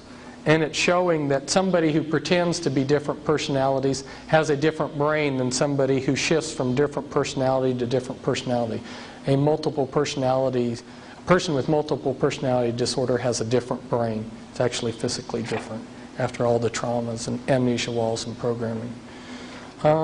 This is me. This is place of fine arts, Palace of Fine Arts in San Francisco, right next to the Presidio, which is used by the Illuminati for rituals. And I'm showing you one of the programming sites on the West Coast, the Presidio tree that was used for programming, Fort Point used for programming. You'll look at the 6th Army logo. It's a hexagram with the Satanic Anarchy A in it. It's if you understand some of the leadership in the 6th Army, Colonel Michael Aquino, who's the head of the Temple of Set, and about a dozen other high-ranking officers who were Satanists in the 6th Army. It's no wonder that their logo's a satanic hexagram, is it? Ever wondered why the Rockefellers' Texaco has a pentagram in a circle with the Ankh?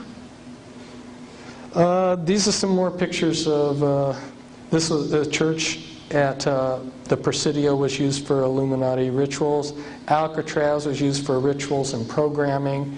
That's taken from the Presidio. That's mule barns in the Presidio, which were used for programming. Tavistock Clinic in England, another programming site. A couple of the programmers, Michael Aquino, who happens to be the son of Betty Ford, and his wife Lilith Sinclair. And if you look at where immigration is coming from, the top 6 countries, look, Soviet Union is 2nd, China 3rd, Vietnam 6th. These are all countries that are doing mind control programming. How many Spetsnaz agents have been infiltrated into this country? How many mind control people have come in? Oh boy, that's enough to blow my mind. And the surprise today, the surprise ending that I promised you, these are taken from American magazines, and you may have to do a double take. It's real easy to see it on the originals. It may not be quite so easy to see it on the transparencies. Reptilian eyes. Did I get that right? Yeah. All of these pictures out of American magazines, reptilian eyes.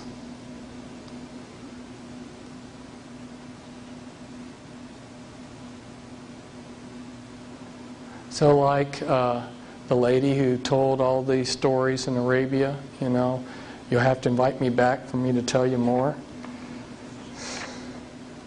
Reptilian eyes. Can you see it? You see what I'm saying? Look up here. Look up here at there. Do you see how the eyes are reptilian?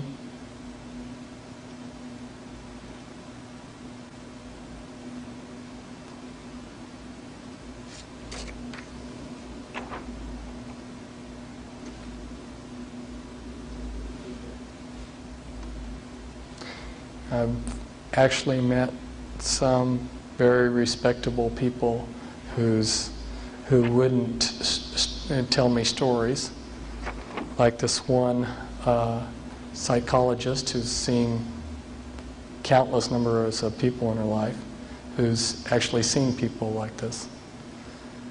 Okay, thank you.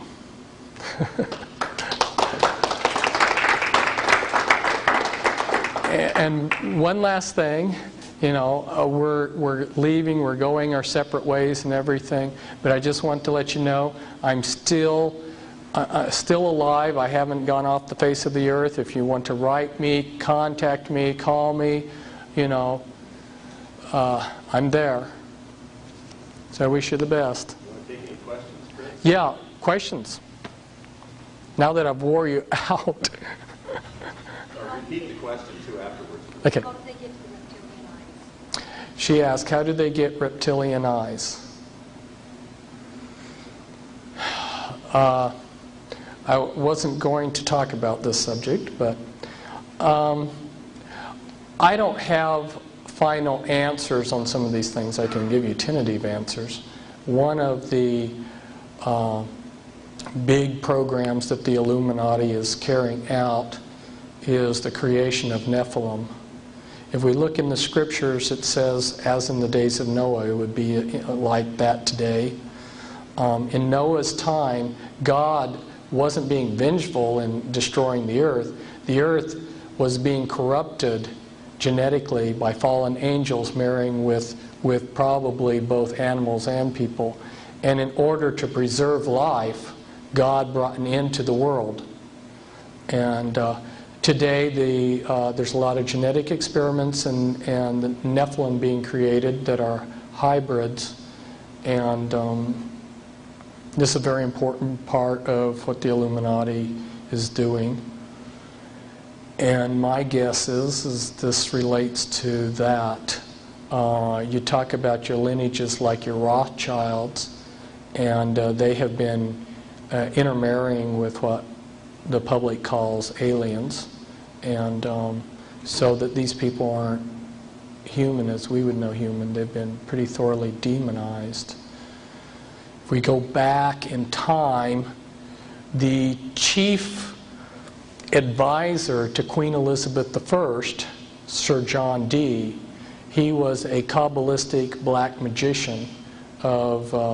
He had gone to the continent and learned from the top Jewish Kabbalists black magic, and he was the chief advisor in the British Empire, and he created Enochian magic and the Enochian language, which the Illuminati, which are hiding behind the Jehovah's Witness headquarters, they use Enochian rituals. That's what the power of the Enochian magic is. The watchtowers. That's why they call it the Watchtower Society. But anyway, yeah, they get a laugh when they say Watchtower Society because it's got a double meaning.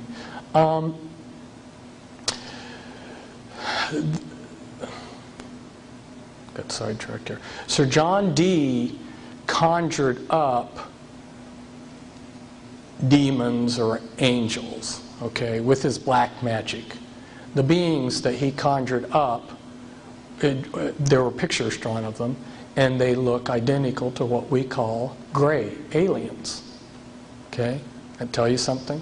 And then I visit with debriefing people that came out of high levels of the Illuminati, and these different types of aliens are participating in Illuminati rituals. I could go on. The bottom line is I have concluded that there are no good aliens. The aliens are demons, and we've got a mixture going on of demons and flesh and blood, and we've also got other genetic experiments. Yes? You mentioned organized crime with Federal Express. Is there any kind of tie like that to UPS? She says I mentioned organized crime with UPS. With Federal Express. Is there any connection with UPS? I think there was a little misunderstanding there. I was talking about the Federal Reserve is not a private company. And some people see Federal Express trucks and they think that they're government, it's a government mail service. And I was just mentioning that the Rothschilds own Federal Express. It's a private government. But they have the power. See, if an individual like me tried to start a company, Federal Express, using red, white, and blue on my trucks, the government would come in and say, no, that's ours. You're infringing on our territory. People are going to mistake this for something as the government, but the Rothschilds can do it and get away with it. As far as UPS and all of your big corporations tie in. And I didn't get into talking about the interlinking directorates and how it all ties in, but you're not going to see any big corporation that doesn't tie in with this. In fact, it would be kind of interesting sometime to have the time to explain to you how they have some formulas for taking over these. If you have a successful family business, okay, and let's go back to the Revolutionary War. There were 3 men that were instrumental, in my opinion, in the creation of this nation. Benjamin Franklin, he was a Satanist and the genius behind the American Revolution. And George Washington, who was just an everyday Mason, but he had a lot of character and was able to hold the Continental Army together over a 13-year war. A lot of suffering in that war that the American Army had to suffer, and he held them together. So he's responsible just because of the strength of character. But Benjamin Franklin had his hand in everything. I mean, the man was the mastermind behind so much. But there was a third man, and none of you, I bet, know him, Robert Morse. How many people here have heard of Robert Morse? One person, yeah. And he did probably as much as the other two. He was a financial genius. And he wheeled and dealed and managed to keep the Americans supplied. And only somebody with an incredible genius like his could have carried it off. But he wasn't part of the mystery religions. He wasn't a Freemason. So after the Revolutionary War, they took him down, and he ended up in prison. He ended up in debtor's prison. So if you look at what they did to him, what they do is they'll take family-owned businesses and they'll promise you the moon. They'll say, hey, you got this great business? We'll make it even better. We'll loan you all this money. And they'll get a person in over their head, and then wham, before you know it, they're running it. So they got some specific tactics that they use when they see anybody like Howard Hughes or Robert Morse, who's a genius, who's going to make it. They step in with their tried and true tactics. That's why I want to get out there and talk to people, because people started noticing that they just keep doing the same things over again, these tried and true tactics. Then maybe somebody might sidestep them for once. Do you fear for your life? No. Just wondered. Oh, I'm supposed to say the question over the mic. I was asked if I fear for my life. No. That's the short answer of it.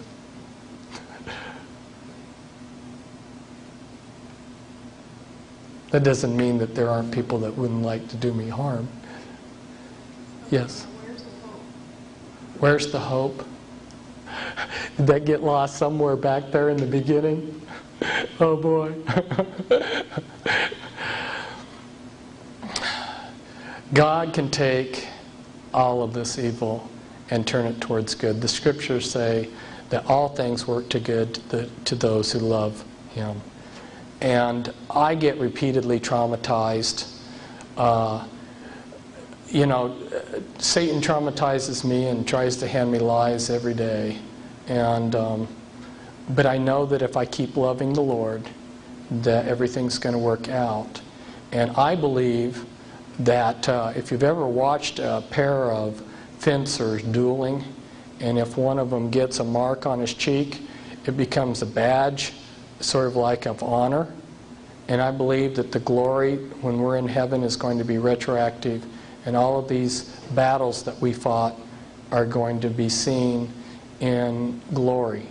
The glory is going to be retroactive. And I believe when I'm in heaven, I'm going to say I was always in heaven.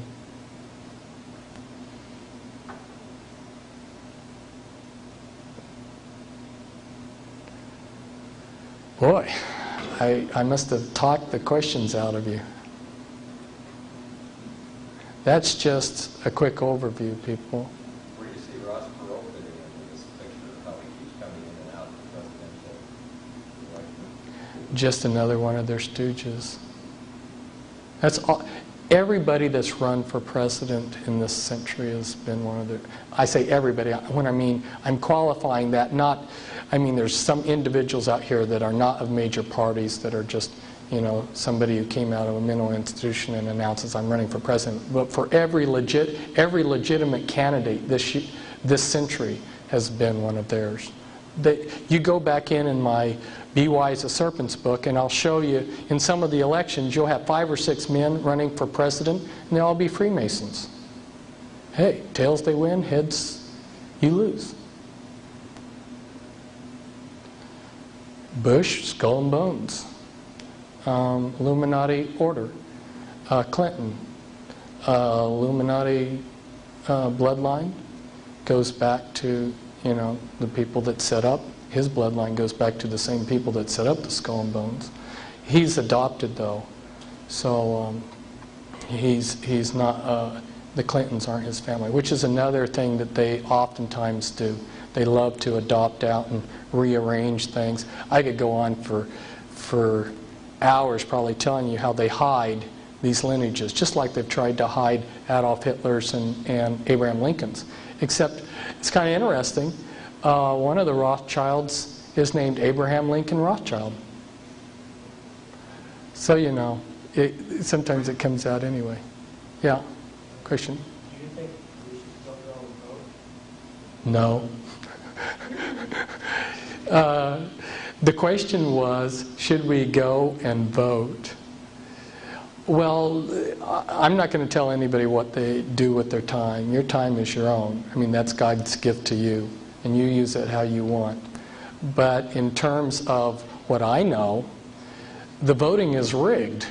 Back when Bush and Clinton were running against each other, a friend of mine who connects in with all of this, he had a map back 6 months before the primaries that had all of the election statistics, the final election statistics. The map had all of the electoral college votes for the states as they would be determined, and then the popular vote down to a T. These weren't projections. They were the final figures. It was long before the primaries. And then I knew from my Illuminati sources that they wanted George Bush in as president again when he ran against Clinton. And then I made them, I guess you could say, the mistake of printing that in my newsletter that the Illuminati wanted Bush reelected, and that, of course, what they want, they'll get. But then I noticed in August that they changed their mind. And so then I wrote a little paragraph in my newsletter. They changed their mind, but nobody read my other paragraph. They just remembered the first thing that I'd said.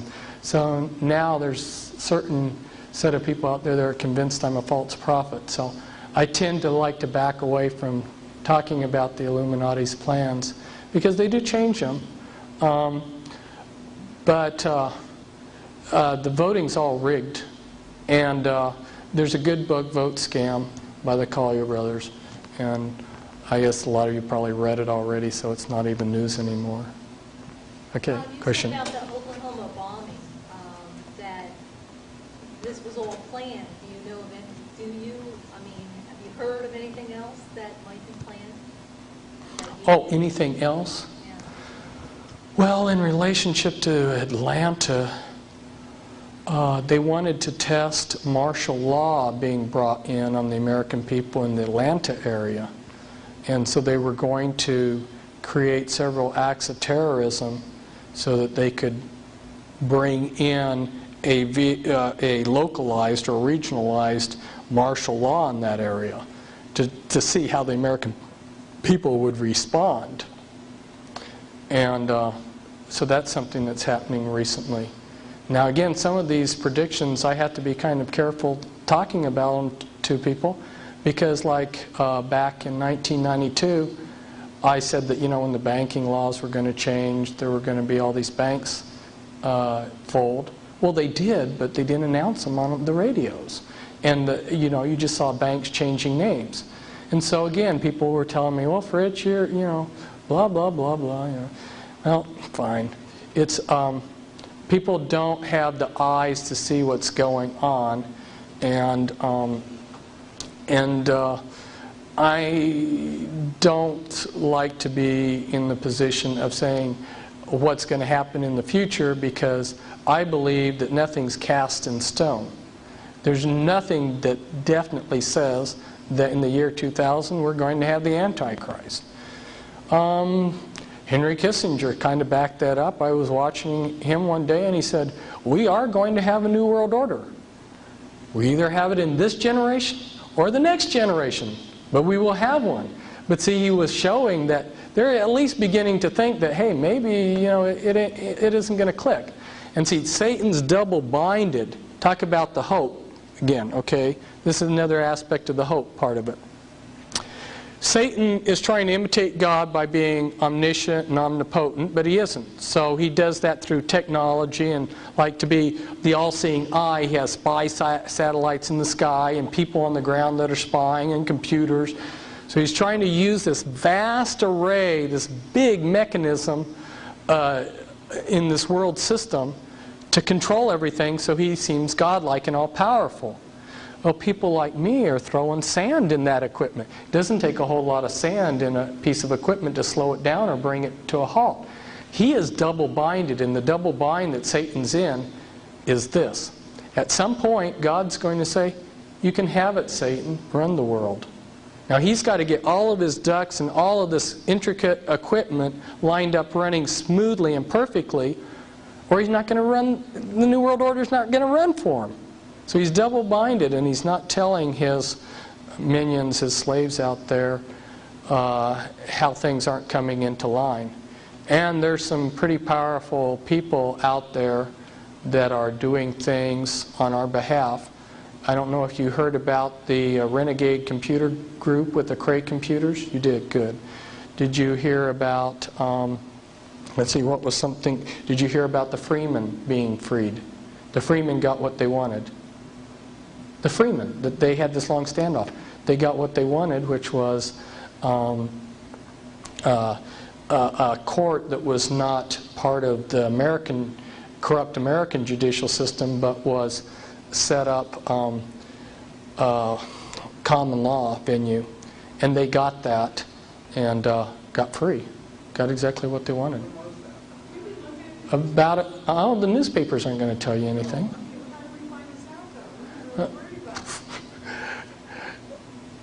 The answer, I guess, is just there's some of us out there that are watching these things, and we fax and call each other back and forth. But like I say, if I make predictions on things, which I sometimes do, the news media a lot of times doesn't report them anyway. So the news media is not going to back me up on some of those. Yeah. Yeah, they love to use distractions. Are the church burdens a part of this too, and removing some of our civil liberties? Are the church burnings part of this to remove our civil liberties? Definitely yes. There's part of it's just disinformation. I mean, there's a lot of churches being burned all the time, you know, from natural causes or whatever. They've got the ability to focus. Have you ever noticed when they focus in on airline disasters, all of a sudden all the airline disasters that happen are reported? And that part of it's that, and part of it's, I wonder about some of these youth that for no reason at all burn down a church. They may be children that are programmed. It's so easy to do that. But there was intended to be a period of anarchy because they want the people to beg for martial law. And the American people will ask them for what they want to give. And so I saw that aptly demonstrated the night of the bomb went off in Atlanta. I went to Plaid Pantry to get something cold to drink because it was warm out. And this was about midnight. And the gal there had just heard on the radio about the bomb, and she said, "Oh, this world is full of crazy nuts."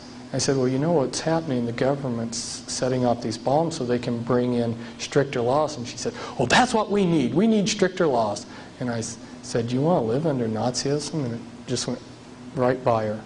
No comprehension. So it had, I saw, that was my test to see how the American people were responding. And yeah, give us martial law.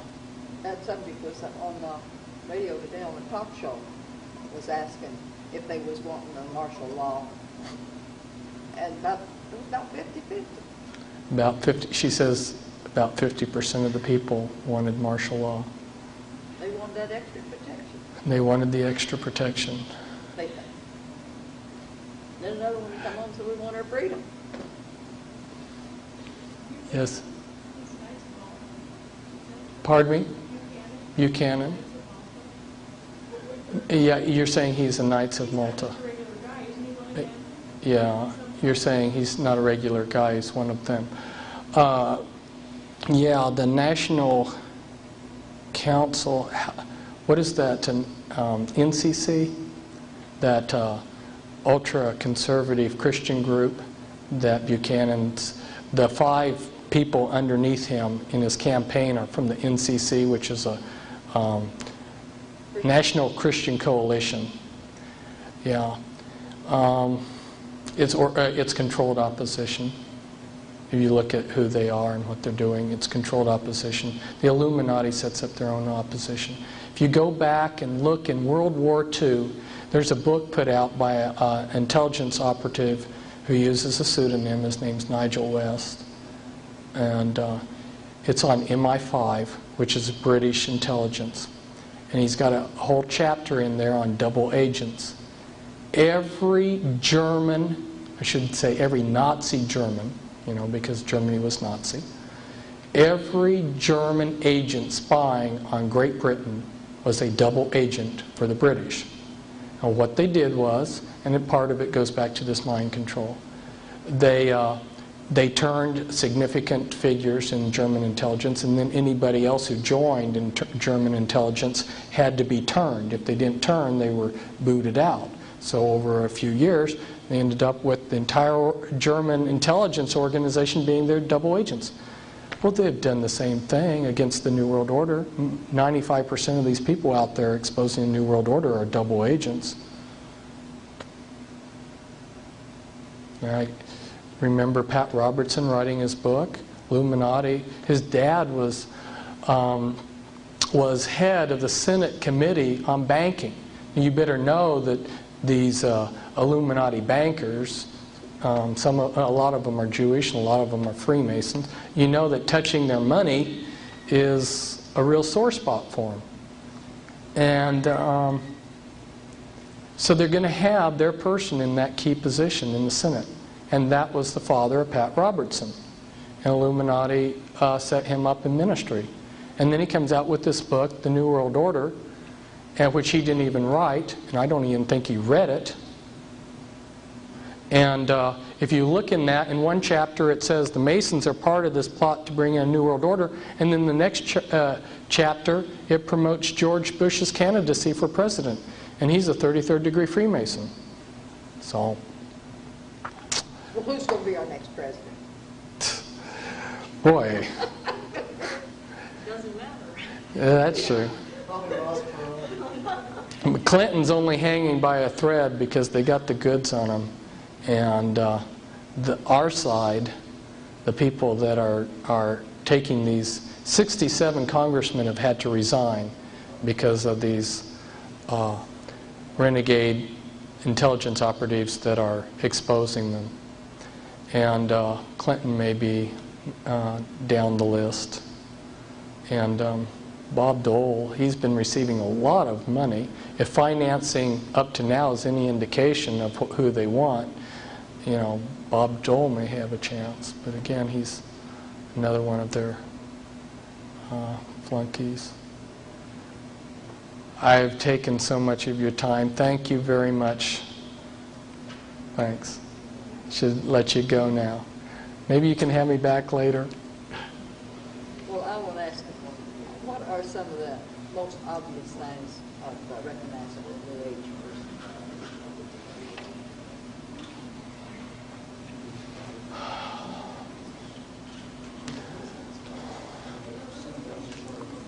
A New Age person. Well, Is it the fetishes or the things they worship, or? New Age is a broad term, and New Age has just become our culture.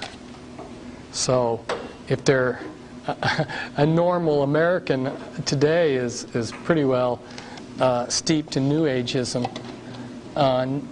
New Age concepts use holistic health, witchcraft practices. You might see it's jewelry, you know, like Ankh. The way they talk, they want to protect nature, radical environmentalism, the acceptance of anything and everything, especially you know, minorities like gays and things like this. Let me ask you one last thing. Do you think that they'll make the economy collapse right after the election?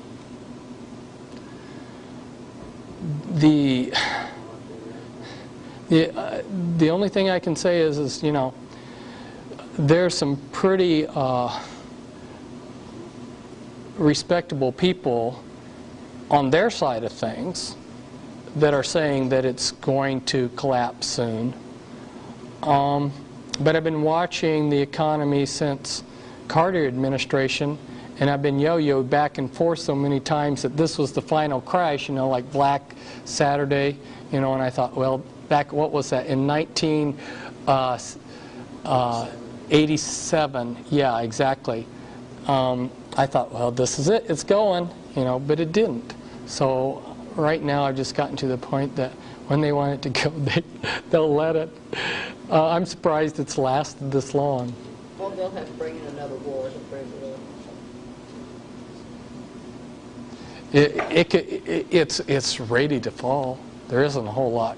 You know, Well, we know that there'll be anarchy on the earth, you know, before the one world order comes into place.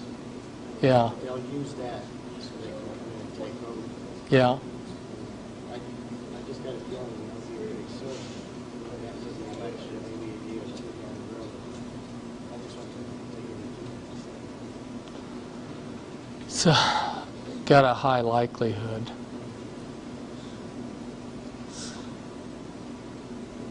Now, I don't know whether we're going to go home or not. It's been great. Thank you. Come on, God Jesus, bless you. come. God bless you When too. you were just speaking about Noah, Yeah. what's that? God always turns me right to where He wants me. Good. As in the days As of a, old. as a confirmation, As because soon as you it says, said it, she flipped when I it. return, the world will be as different to the things of God Yeah. as the people were in Noah's day. Yeah. So here's what He wants us to do.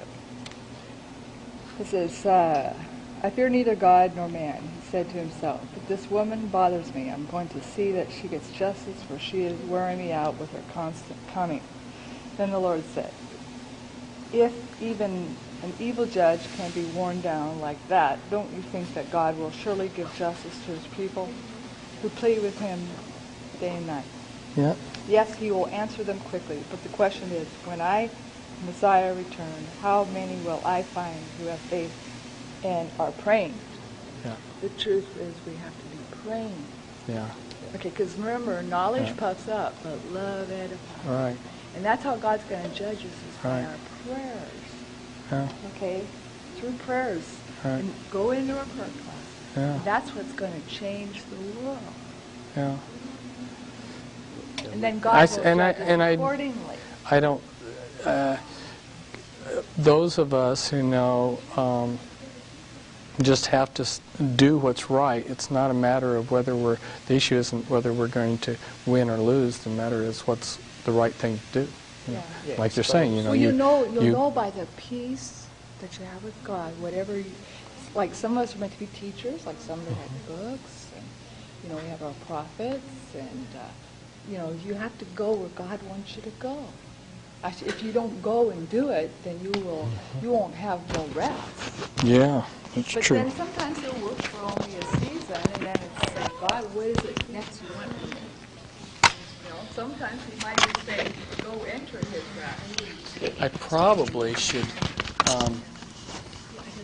get myself together here because I've got to get home. Driving back to Portland tonight. So, After all that talking, you're going to drive now? yeah. Books. Oh, cool. Oh, cool. Great. Let me get on that mailing list. When does your tour start? In about 4 days And how long will you be gone? for half a month. It'll be one big city after What do another. you think about that Scarlet and the Beast book? Well, We've browsed through it. We haven't read the whole thing, I was disappointed. really. It seemed to me like, you know, he had access to all this information and he just disregarded it. And he got this notion in his mind at some point that English Freemasonry and French Freemasonry are the borrow two your powers pen? in the world, I can't get and my that pen open. they're fighting each other for control of the world. It's just not true. And you look at someone like Benjamin Franklin. Benjamin Franklin was the highest-ranking Freemason for the British Freemasonry in the colonies. He was also one of the major Freemasons in the French system. Now, where's this big war going on? You know, the two groups, their leaders meet every year at the Alpina Lodge. It's all just a bunch of I wonder why you did that. Why you came up with because that